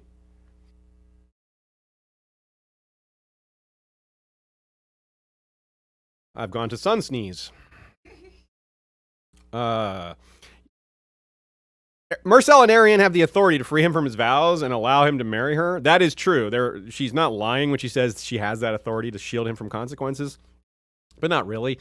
There's no way, like, that's her authority has that power, but socially, no chance. The nobility, there's no way they would allow that. There's no way they would allow a relationship between a Kingsguard and a princess to be okay. This is as naive and blind as Jaime, thinking the realm would accept him and Cersei. Cersei's like, no way would they. There's no way that we could get away with that. We cannot. Despite us being as powerful as we are, we cannot do that. Exactly the case here. Arianne knows that Aerys doesn't know that, and she's, using that, leveraging it big time. Aerys mentions being drunk on her, and that's fitting because his judgment is heavily impaired, as we see here. But he didn't have great judgment to begin with because, again, he's only ever really been taught to fight. Unfortunately, that's the life of a lot of Kingsguard, is they're good at fighting and they're noble and honorable, perhaps. But this is the kind of situation they have no idea how to handle. And this is this being trapped, this feeling of there's no way out of this, I think is a big part of why he basically commits suicide by Hota later. This is a man who, we already explained this. He says he feels profoundly uneasy at the sight of Hota, yet he charges him even when the dude has a squad backing him. So he's like, I'm afraid of that guy, but I'm charging him even when he has men with him. So I think that's because his guilt and everything was overwhelming, his desire to fight for, to be a good knight and all that. It just, yeah. And the inability to understand Syvas is another good metaphor for getting played so badly in this chapter, as Nina points out.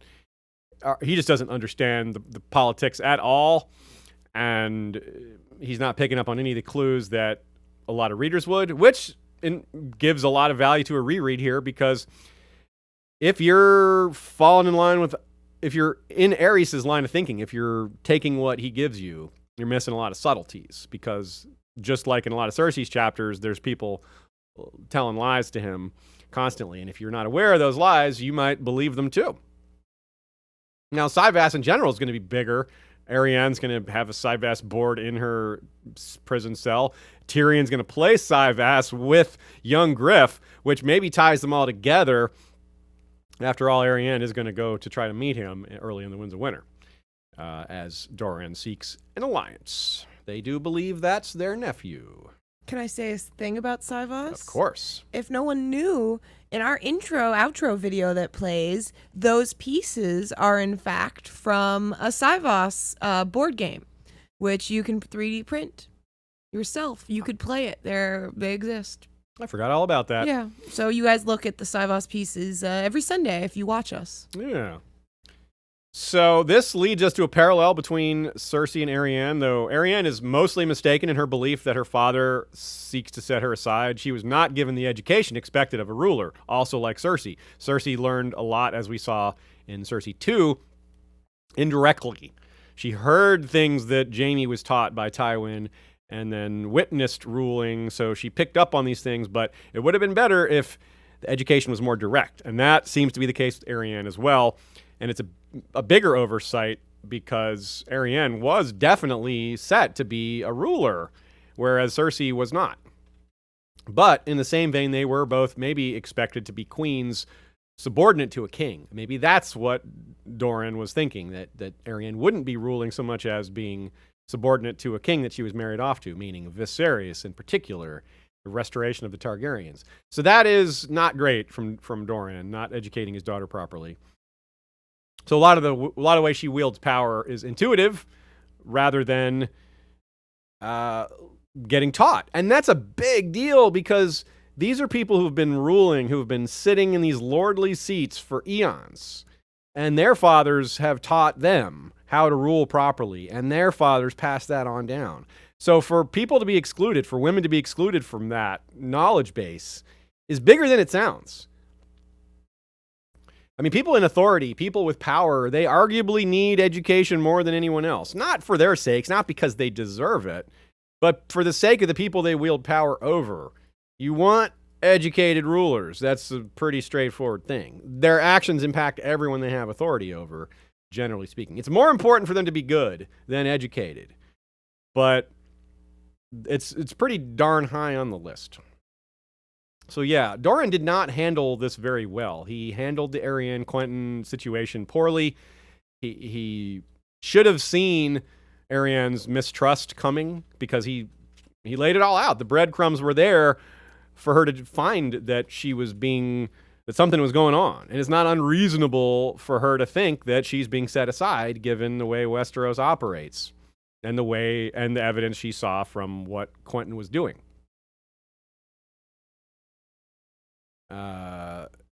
Let's examine this a little more. As far as the letter, she gets these details wrong, right? It's not stupid of her by any means to think that this Golden Company breaking its contract relates to her situation. It does, but not in the way she thinks it does. They're not coming for her. They're not coming to overthrow her. But there is a different Blackfire pretender that they're going to follow home because, not different Blackfire pretender, a Blackfire pretender that she doesn't even know is a Blackfire pretender. She brings up the Ironwoods, and that's part of what her fear is. She's like, the Ironwoods rode with the Blackfires, and the Golden Company is the Blackfires, basically. So she sees this connection between Quentin Martell, her brother, raised with the Ironwoods, sees the Ironwoods connection to the Golden Company, sees the Golden Company break its contract. That's reasonable. Those are dots that do add up. They don't actually, but they seem to add up to the conclusion that she came to. Again, not unreasonable, just happens to be wrong. So, but not only is the Blackfire rebellions mentioned, but so is Kristen Cole. So is the Dance of the Dragons. So is Rhaenyra, and of course Kristen Cole. Rhaenyra is a huge parallel here. Rhaenyra may have tried to seduce Kristen Cole, or Kristen Cole may have tried to seduce Rhaenyra. We're not sure which. Doesn't really matter which happened. The point is, it was a relationship thing. To be fair, he did try to reduce her. He also tried to reduce her, yes. He may have seduced, definitely reduced. And so there's clear parallels there with a queen and a Kingsguard, and the whole process of the Game of Thrones and who is going to get crowned. So that's very straightforward as both on tight parallels and as a vague notion. Now, she did get some things wrong, though, about history. She understands some things incorrectly. She mentions Aemon and Nerys sleeping with each other and assumes that really happened, which it almost certainly didn't. It might have. I really don't think it did. But it's also a parallel to Jaime and Cersei, who definitely did. So I think readers are meant to be a little confused by this. Only people who pay really close attention to the history know that Aemon and Nerys probably never did sleep together. But from a casual reader, this is presented as similar to Jaime and Cersei, and they have no idea of knowing without digging deep. So it comes off as falling into the same story of setting aside someone who doesn't deserve the crown because of a side relationship. They could easily pin that on what's happening with the Lannisters. Say, look, Tommen's not really a Baratheon. He doesn't belong on the throne, just like Daeron the Good didn't belong on the throne, according to Blackfire loyalists who believed he was the son of Aemon and Nerys, not the son of Aegon and Nerys, meaning the son of the king and queen rather than the queen and his brother. Her brother. Well, his brother too. So, it's really deep. The way the history themes of rebellion weave their way through this chapter, I find really excellent. We also get the mention of House Toland, which has the sigil of a dragon eating its tail. Arianne's going to be at Ghost Hill, and we have episodes covering her TWOW chapters, so you can check that out as well. And while she's there at Ghost Hill, she learns the Golden Company has landed and taken parts of the Stormland, so that throws her off a bit. She's a little confused. Excuse me. She's a little confused by that, so it doesn't quite match up with what she expected the Golden Company to be doing. But yeah, it's gonna get figured out when she goes there. Little nod to turning a cloak here when Arianne suggests that Aerys wear his ripped tunic backwards. Yes. We also hear lots of stories about Kingsguard breaking their vows with women, besides Aerys. She's like, it's normal.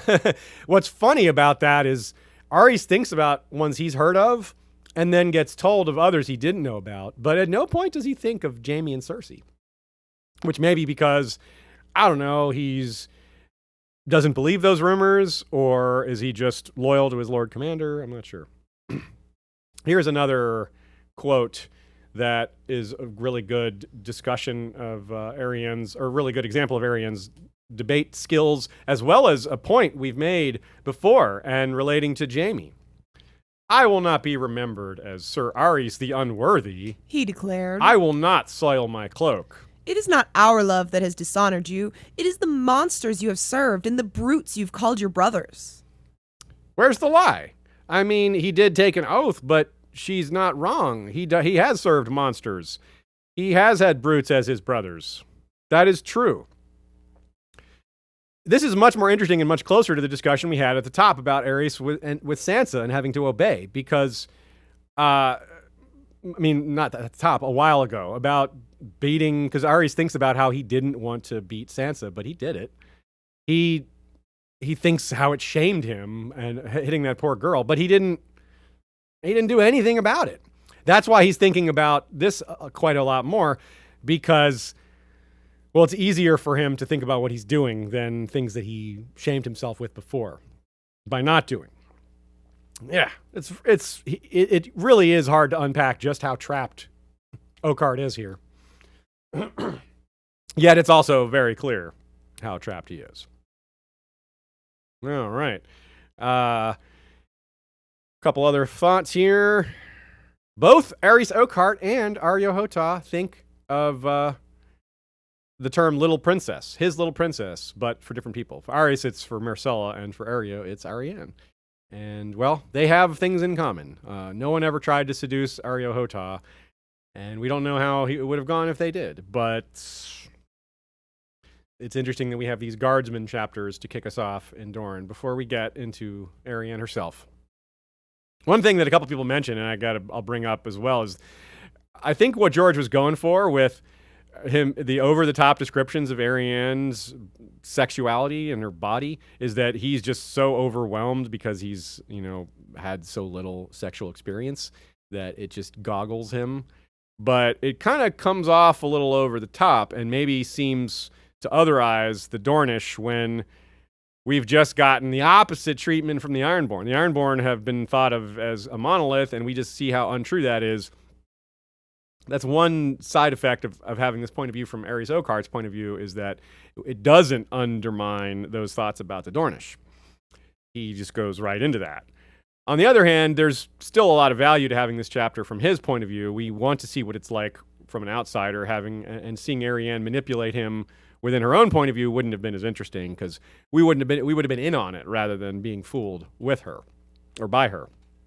So it's certainly a thing in the fandom. People discuss whether this chapter would have been better from Arianne's point of view. I don't think it would have been. I like that it's from Aerys' point of view, but I don't have a super strong opinion on that, because I don't know what the chapter would have looked like. For all I know, the Arianne version would have been better. To be fair, a lot of people don't necessarily think it needed to be from Arianne's point of view, but just that the handling of it within Aerys' point of view could have been different. You're right. I kind of mashed two different topics together. Those are two separate discussion points. Yeah, those are two separate things. Yeah. And because the Arianne, whether it should be Arianne or Aerys, isn't only about that point. It's just that's one little part of it. There's lots of reasons one way or the other. Yeah, good point. Good clarification. Desert Stormborn Charlie11 says, was Aerys Tyrion's only / best choice to accompany Myrcella? Seems like an odd choice given the Reach / Dornish rift. And real quick, I just wanted to say, just because this relates to what we were just talking about, with George choosing Aerys as a POV and the outsider perspective there, that Aerys is, as a Reachman, so unfamiliar with so much of it. Yeah. So much of this, so much of Dorne and all of that. And it being hostile to him, yeah. Yeah. I think that was, in fact, to answer Desert Stormborn Charlie11's question, I think that may have been the best choice. And in fact, I think the Reach Dornish rift was on purpose, because he's less likely to, well, this is what happened. But this is less likely to have happened if people could, make an ally of him. He didn't really think of seduction as a possible problem that could happen here. What he thought about was power and alliances, and him being like bribed or something like that. He didn't think of this type of bribery, I guess. He couldn't send Loras Tyrell because he wasn't a Kingsguard yet. Boris Blunt's just a coward. I guess maybe he could have sent Balon Swan, but Balon Swan, they wanted to keep him because he's one of the best, I guess. That may have been the best choice, but Balon is now is going to be the replacement, so that kind of does hint at him being the second best choice, or maybe being the best choice. So we get another reference, the same as in the Asha chapter. Arianne mentions the Tolan sigil is a dragon eating its own tail, and that the dragon represents time. The Azor Ahai / Prince that was promised type figure in the Wheel of Time that we referenced back in that chapter with the Archmaester Rigney reference is called the Dragon, or the Dragon Reborn. So it's meant to be a Wheel of Time, that dragon eating its tail. And there's another reference in Dorne. House Jourdain of the Tor is yet another reference to Robert Jordan.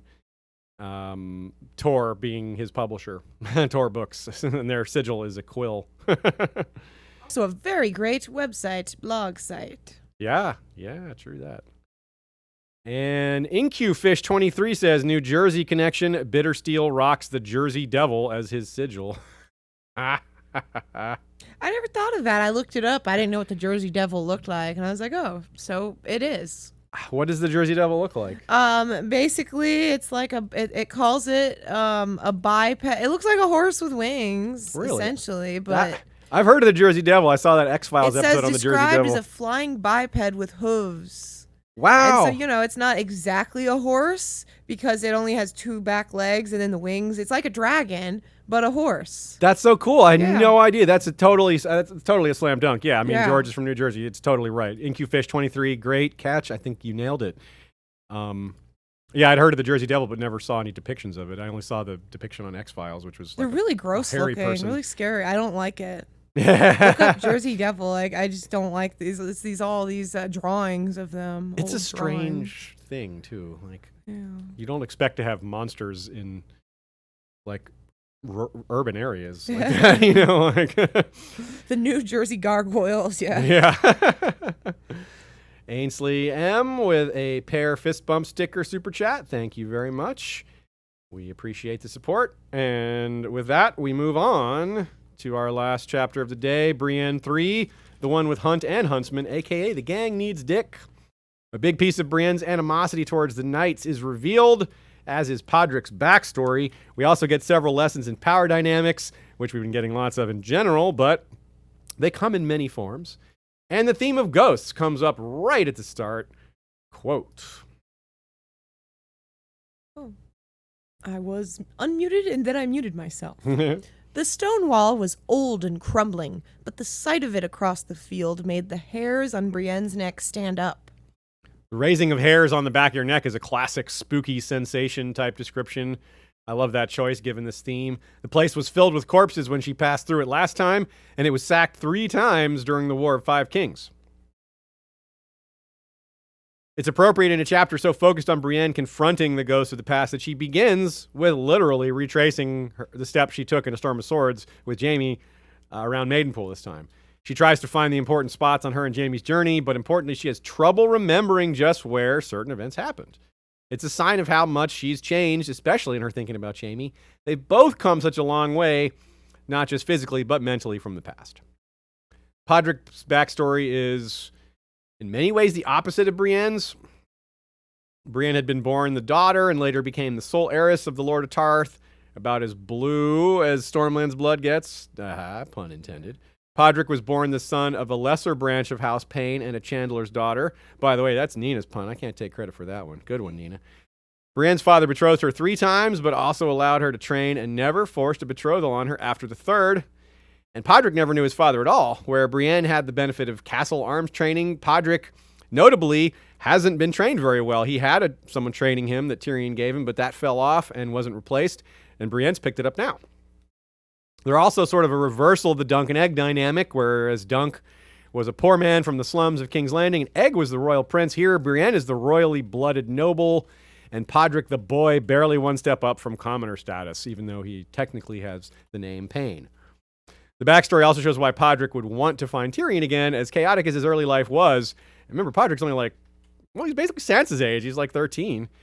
Tyrion was actually a source of stability for him, even though Tyrion wasn't bad to him. He wasn't great to him, but a master who didn't treat him like a servant or risk his neck. Basically,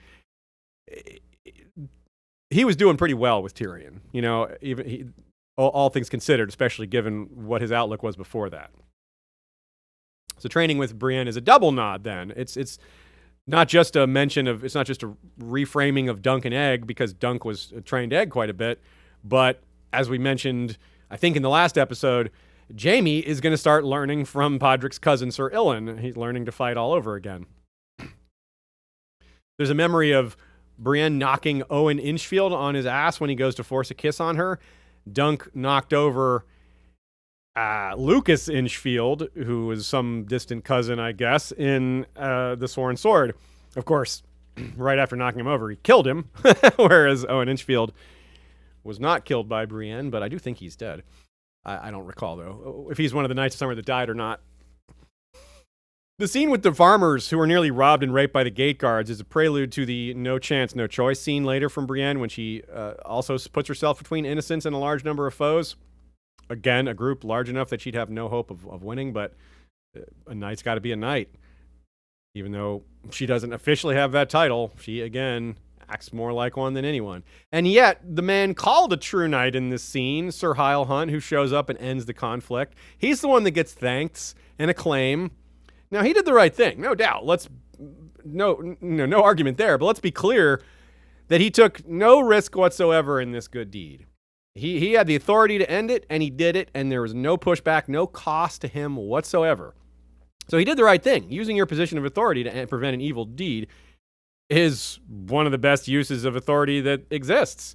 But again, all he had to do was stand up, walk outside, and say, stop that. Right? Whereas Brienne, to try to do this same task, was willing to lose her life. So really, really be clear on that distinction here. And there's more groundwork as well for later Brienne chapters. This is very subtle, very powerful, and very well done. Here we go with a quote. "Shouldn't we seize her, sir?" The sergeant asked. "For killing Renly?" Why? Renly was a rebel. So were we all, rebels to a man. But now we're Tommen's loyal lads. Same thing is portrayed in the Broken Man speech, how men often don't even know what side they're fighting for because they're ordered to change lords or ordered to change sides, and sometimes they're not told. They just follow. They're just like, oh, we're leaving? Where are we going? Well, no one told me, but I'm not going to be left here by myself. So it's noted that other than Hyle Hunt himself, none of the men actually guarding the gate are Lord Tarley's men. It becomes clear that their lack of discipline is a major clue. If they were Lord Tarley's men, they wouldn't be acting like this. Perhaps more so than anyone else we've seen this side of Stannis, Lord Randall runs a tight ship. That doesn't mean he's fair, though. Do not mistake brutality towards criminals as justice. Hello. But Lord Randall Tarley is the epitome of someone who does not understand root causes. He is as harsh to criminals as he is lax when it comes to getting at the root causes of those crimes. Why are these criminals keep coming? Why do they keep doing crime despite these harsh punishments? He doesn't ask. He just keeps dealing out the harsh punishments. To use a medical metaphor, this is a man who knows only how to treat symptoms, never the disease. This is presented rather stunningly in the case of the older sex worker accused of spreading the pox. Tarley ordered her private part scrubbed with lye, which would quite possibly kill her. It will definitely cause permanent damage, massive suffering. A small amount of lye is used in soap, but by itself, it's corrosive. It causes chemical burns. So this is horrible. It really is curing the disease by killing the patient in this case. It's super brutal. This does nothing to cure the pox, of course. It doesn't stop this kind of problem from happening. It just punishes this person that may not have... We don't even know she did it. We don't even know... It was an accusation. There's no examination of evidence. This is worse than guilty until proven innocent. This is guilty without proof. This is just, you're guilty. That's it. And it's insidiously presented intentionally by George because Tarley is good at sensing lies. He's just not good at contextualizing them. When confronted with him directly, Lord Tarley goes straight into classic victim blaming. It's so gross. The knights who play their game on her, who might have raped her, according to him, they are not at fault, even though he says their game would have gotten out of hand. He flat out condemns their game, but blames her for the reason they're doing it. She's, by being where she, quote unquote, doesn't belong, she encouraged them. Now Sir Hyle says Tarley gelds rapists. So it's double hypocrisy because this is a guy that is absolutely willing to be brutal to rapists.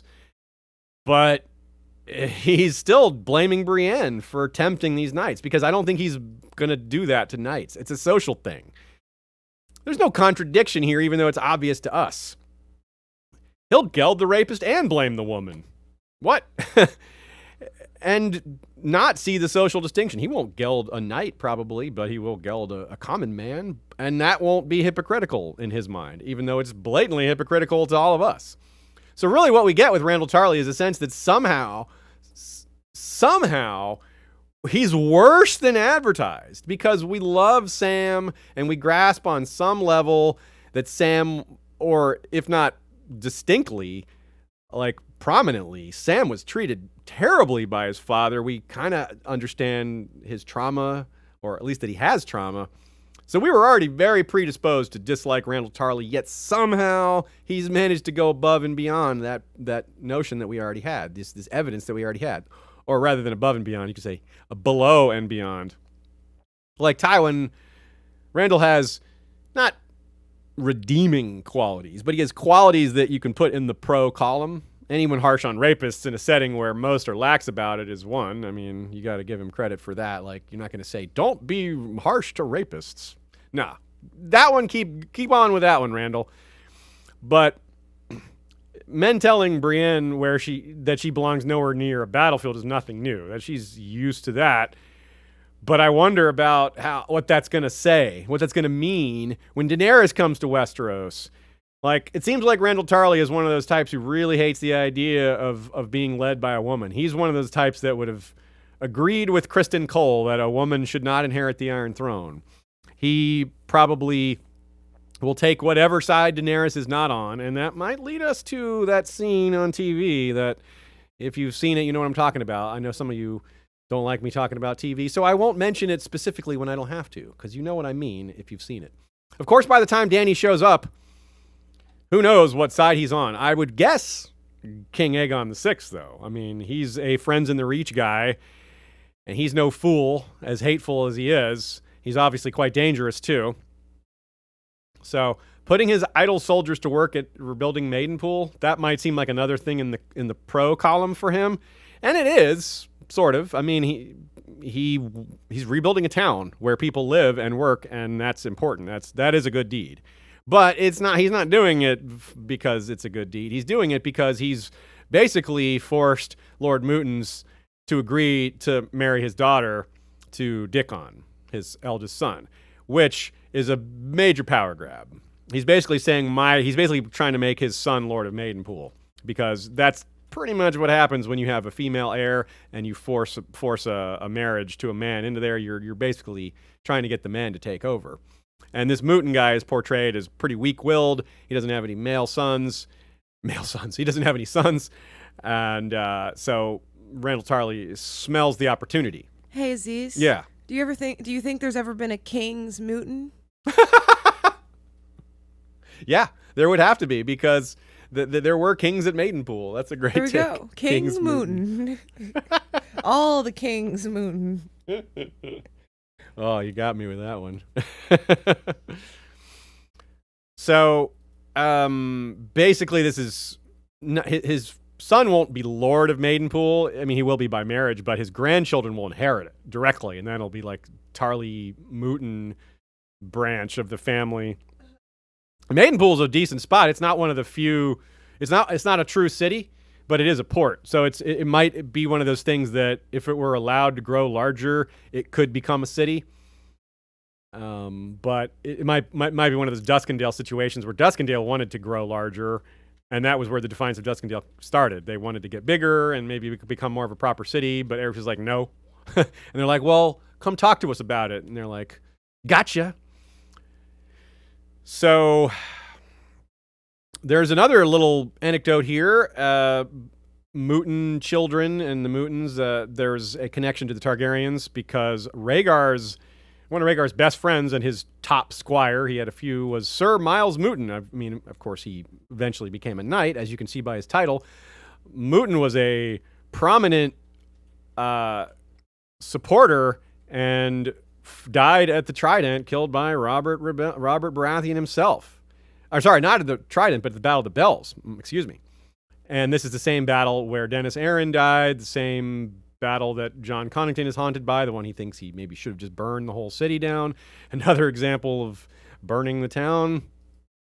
Talking about rebuilding. He was called Bold as Brass, Miles Mooten, and maybe that's a positive memory for Randall Tarley. Tarley was, of course, a staunch loyalist to the Targaryens during the rebellion as well, and is noted as the only person to have defeated Robert, even though Mace Tyrell took credit for that, which is, by the way, one of many reasons to suspect that Tarley will jump ship for young Griff because he's being mistreated by Mace Tyrell. All of this is a smaller scale version of what's happened with Sansa, and by that I mean Eleanor Mooten. Her claim has attracted those who sense the implied opportunity. Marry her, you basically control her claim. she's the eldest, descendant. She's the heir to Maidenpool, effectively, and well, the implied opportunity is what Randall Tarley is jumping on. It's also fitting for Sansa, given this is one of her favorite stories from her childhood is Florian the Fool and Jonquil, which that is named after Maidenpool. The maiden in the name Maidenpool is Jonquil. The pool is where Florian the Fool first discovered her. Yep. Another line that reminds us of the ghost here, Podrick, when it says, "What are you looking for?" "Ghosts. A wall I rode by once. It does not matter." And we get this back and forth. Podrick always says, "My lady, sir." That's like his mantra. Brienne's is, "I'm looking for a maid, 3 and 10. Podrick says, "My lady, sir." Couple more points here. Brienne thinks a little more on past betrothals, as she does fairly often, and about how different she could have been. What a loss for the world if that life had come true, Joe Buckley writes, huh? It links pretty well to Ariane's detailing on her own many failed betrothals, though, right? I like to tweet little trivia parallel lives, I call them, and I share them sometimes in other places too, but mostly it's a Twitter thing. I did a Brienne Ariane one because of this line, because of their both having failed betrothals when they were young and being extreme opposite ends of the conventional beauty standards, which George loves to play with. And hat tip to Chloe Ketchum, who made this great tweet, said, "If you think Brienne is ugly, you're ugly." And it's a great point, because underneath the statement is saying, well, that's what George is doing here. George is unpacking the fact that beauty is an entirely social construct. What Brienne is being judged for isn't her looks. I mean, she is being judged for her looks, but it's more about her failing, quote unquote, failing to abide by gender norms, and which is that she's supposed to, be small and have big hips and have children. That is the ideal woman, according to many Westerosi nobles, the ones who are in power, especially. So, yeah. Everything people say about Brienne, all these judgments are basically rooted in believing what other people say about beauty standards. And it's funny because the show almost undermined this, but they didn't really speak to it directly. But by having Tormund express an interest in Brienne's qualities that other men in Westeros don't express an interest in, it kind of proves that point. It's like, shouldn't men in a medieval society who value strength, shouldn't this be a good quality that she's large? I mean, shouldn't that be like, won't strong children they would have come good from kids. that? Yeah, you're right. Like, it's a genetic quality that people should be like, okay, maybe you don't find her pretty, but like those muscles. Your sons are going to be strong. Yeah. Yet no one seems to address that in world. And George is doing that on purpose. And if you think George hasn't thought about this a lot, let me remind you that George wrote for the TV show Beauty and the Beast, which absolutely 100% delved into these themes constantly. It was more on the man side for a lot of it because the man was the beast, but still, I just mean on the outside it's portrayed that way. The concept of beauty is a big part of that show, women and men. It's just the fact that the man is the beast. But still, so George this is a big part of George's writing history and dealing with this thread. This honestly wasn't the best place to bring this up because Brienne's looks aren't necessarily as referred to as much in this chapter as they are in others, but it also is the chapter where she thinks of the rose gift and all the different men trying to pretend to like her, which she was never really fooled by. She didn't know what they were doing, but she knew they weren't suddenly into her. Great line from Randall Tarley, who says, "Lie to me and I will hang you." Well, Brienne hanging because they think she lied. That is exactly what's going to happen. Stoneheart is not going to be able to believe the truth. Now, Brienne thinks about how she almost goes overseas, and that is another, almost nod to the 5-year gap. The Pretty Maris theory that Joe Buckley mentions here, which is a really good theory, I think, that had she gone overseas, she may have ended up looking and like Pretty Maris, who was really scarred and beaten horribly. So, but the quote is, Brienne did not want to chase the girl across the narrow sea, where even the language would be strange to her. So, yeah, good. She didn't go. More and more evidence, only a little bit here, but important, still happening. You still see people passing by Brienne and Pod on their way to heading south, dressed like sparrows, whatever that means. They don't exactly have like an outfit, but the commonest. I'm picturing they have like feathered wings attached to their side. Yeah, exactly. Abs drawn on, shirtless. Well, you've gotten me really good a few times today. So Hyle Hunt has been with the Tarleys for longer than we might think. Sam will remember in his next chapter that when he was small, his lord father had tried to teach him how to swim by throwing him into the pond beneath Horn Hill. The water had gotten in his nose and in his mouth and in his lungs, and he coughed and wheezed for hours after Sir Hyle pulled him out. So her guess is that, Nina's guess rather, is that the Hunts are bannermen of the Tarleys. Both the sigil, a dead deer slung on a pole, and the family name suggest hunting, which, the striding huntsman of House Tarley, Hyle's cousin Alan, is also in service to Randall, so yeah. Also, Hyle Hunt's judgment of Brienne's fighting skills way off. He says on a good day, she might have been able to take Eamon Kai, and there's no way she could beat Robar. But yeah, like we saw her hold them both off, and Jaime Lannister, and yeah, I don't need to sell this to you all. You know that he's well short on his estimation, but that's just part of the whole pastiche of looking down on her, is that he can't even properly estimate her skills as a warrior, even though she won that tournament, even though she beat the crap out of all those other Knights of Summer, which he had to be aware of because he was there. So Nina makes the point that Randall might be one of the most straightforwardly unlikable characters in the series. There's characters that maybe do worse, that are more evil, but just in terms of just, it's so obvious. There's no subtlety to his wrongness. There's subtlety in how his wrongness affects the world and props up, bad cultural aspects. But in terms of just meeting him and being like, oh, this guy sucks, it's hard to be more straightforward. And of course, the Knights of Summer bit is rounded up here because Sir Hyle, during his non-apology, mentions that what happened to most of the men that were in on the bet, the wager to get Brienne, most of them, awful things have happened to them. She's not like, yeah, that doesn't make me feel better. It's like, they're still awful. Like, what? They didn't apologize to me. That doesn't change anything. So it's just, yeah, it's just part of him not understanding at all what the problem is.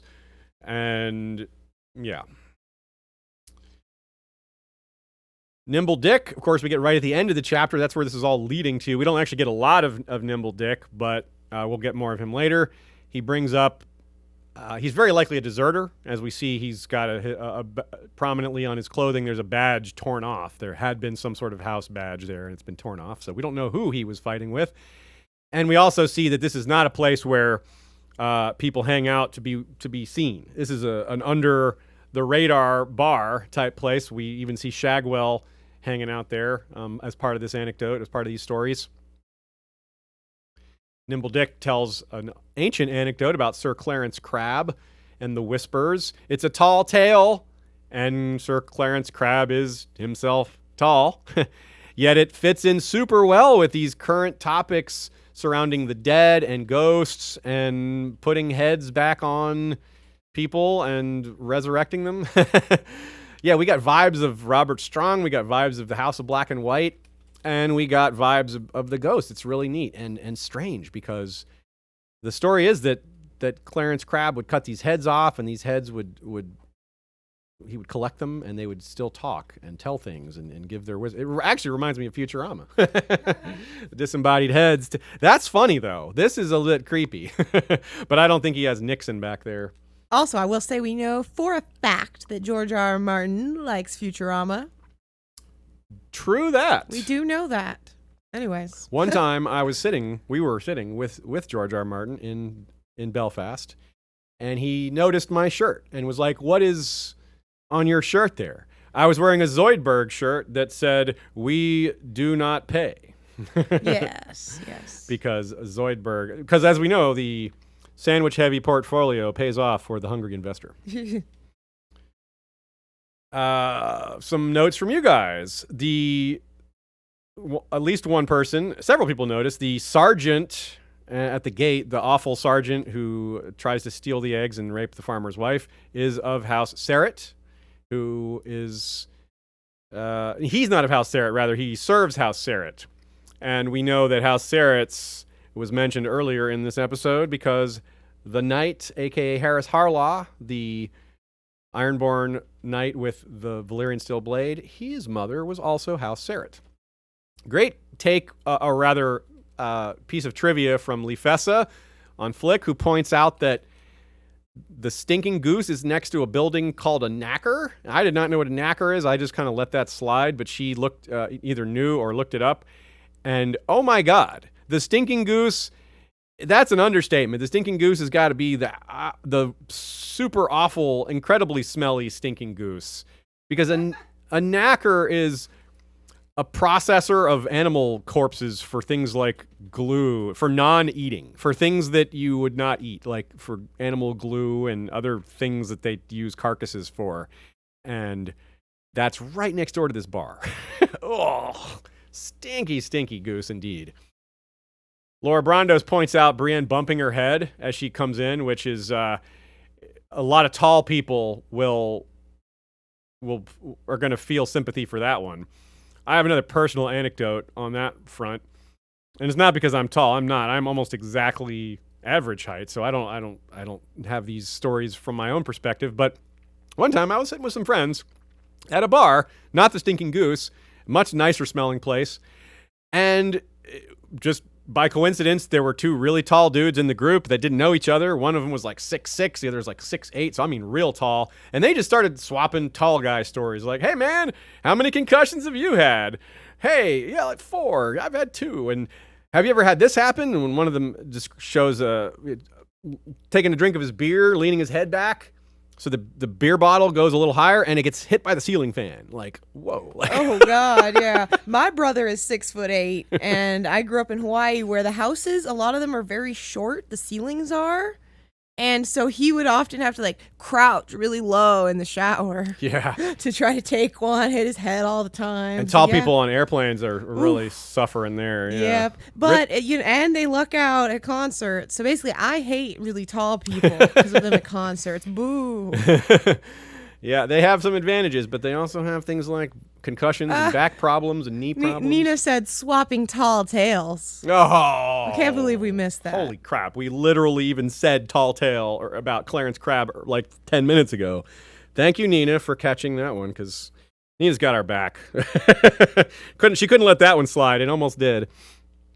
All right, we're going to finish today with a take from Archmaester Rennie on Flick, which I think is really well said. I maybe should have just used this take earlier because we've been off and on this topic.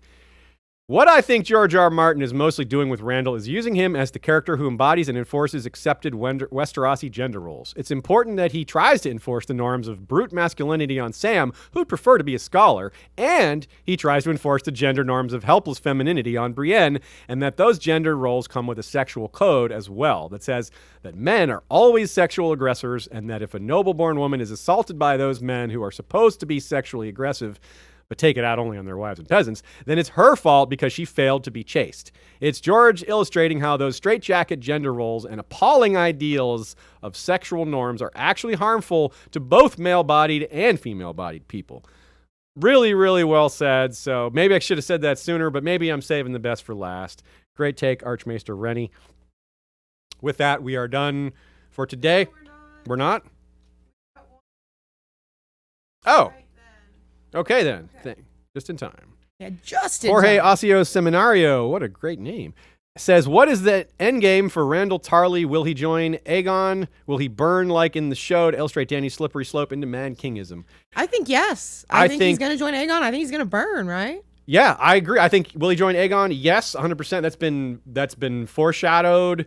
The whole when I said the friends in the Reach before, that refers to a theory that he is one of the friends in the Reach that a certain, I think, Laswell Peak amongst the Golden Company says we still have friends in the Reach.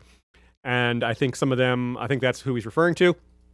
Aegon is Randall Tarley very prominently downplays rumors of the Golden Company and downplays their effectiveness in Kevin's epilogue chapter. So we'll take another look at that when we get there. And I do think he's going to burn.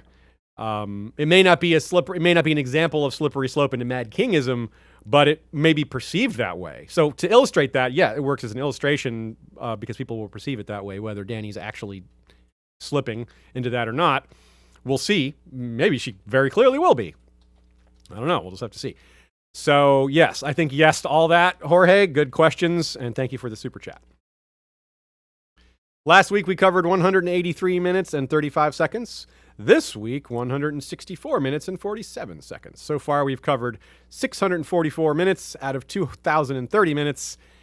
We are 31.7% of the way through the book. Notably, the video, we're only at about 2 hours, 16 minutes. Yeah, quite shorter. The Asha chapter was almost an hour, but the others we got through a lot faster. They're really good chapters. The Cersei chapter I thought would take longer. It's just so much happens in it, but a lot of it is just notations, setting up things that we'll discuss in more detail later. I always struggle with the one-off chapters because we don't get to come back to them. We're just like, well, if I miss something in Cersei, well, there's the next Cersei chapter. But with Aris Oakheart, it's like, well, we can pick it up in Arianne. That's not a big deal.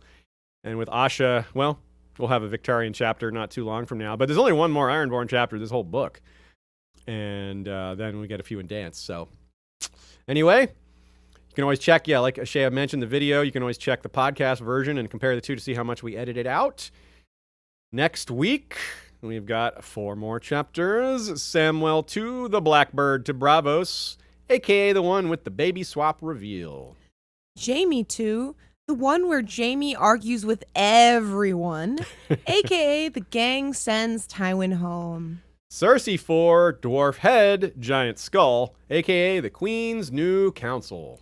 And finally, the Iron Captain, the gang prepares to moot, a.k.a. the one with, when men see my sails, they pray. Oh yeah, Euron's famous quote is coming next week, along with more Euron action. We actually meet Euron on page for the first time, so that's cool. We'll have plenty to say about that, but also Cersei's chapter with her new council. We got a lot to say about that. More Aerys vibes there. Probably not quite as many as this chapter, but the Aerys vibes continue. We mentioned or referred to a lot of our own episodes, indirectly or directly. All this stuff about Barristan Selmy and Aerys Oakheart and Turn and Cloaks and Kristen Cole is a good time to shout out our episode of White Cloak Turned is Still White and our companion scripted version episode, Serwyn of the Mirror Shield. Of course, our Dance of the Dragons episodes with Radio Westeros are pretty relevant to the early parts of the dance, which we've covered, including we covered the incident of Blood and Cheese, which was referred to here. I can't believe I mistook Viserys 1 for Viserys 2, but it happens. Even I can make that mistake. Blackfire Rebellions, of course, we mentioned those here. Of course, the chapters do too. That is the historical period we have spent the most time on throughout the history of Westeros. Euron Greyjoy episode is out there that we've done. A Forsaken episode is out there that we've done. That's big on where Euron's going and where he might be going.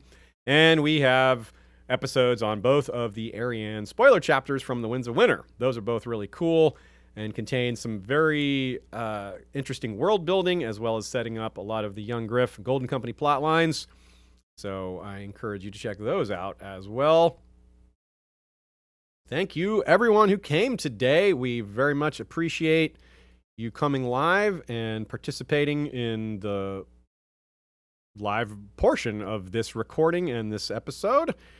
Thank you, of course, to Ashea for being the best, for managing so much at once.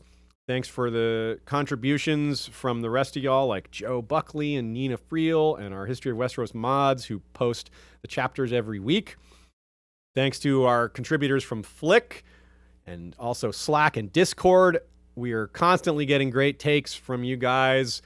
The only downside to that is it's harder and harder for me to include all these great takes from y'all because there's more and more of them. More and more people are joining our groups and participating, which is overall a great thing. But it does have that one small negative to it. Thanks to Michael Klarfeld, aka Claridox. Check out his maps at his site, claridox.de. You see them behind us. Shea mentioned the creation of the intro, the video intro that we use that was done by him.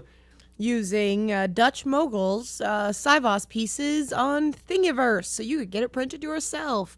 And a little teaser for you guys. Next week, there might be something different visually here. That's right. We've got some new Michael Klarfeld surprises. Thanks also to Jesse Koval and Joey Townsend for our regular music, and to Kevin MacLeod for our Valar Rereadis music. Thanks to our Bengineer for making our audio tracks sound much better than they would have otherwise. Thank you extremely much to our patrons for keeping the show running, keeping all of our bills paid, and enabling us to focus on Westeros full time. Check out Here Be Dragons, as always. That's running after our show ends, although it's still another 30-some minutes before that starts. Yeah, normally it's like, go there in 5 minutes. Yeah, today you got a little more time to kill.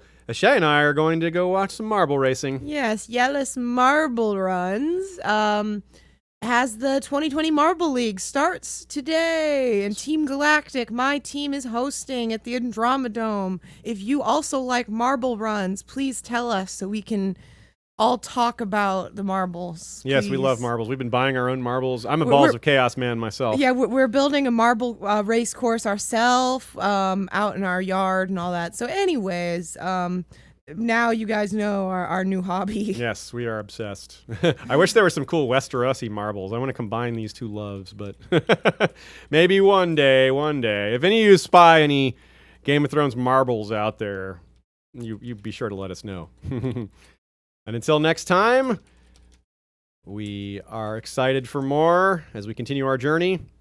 We'll see you then next Sunday with more Valar Rereadis.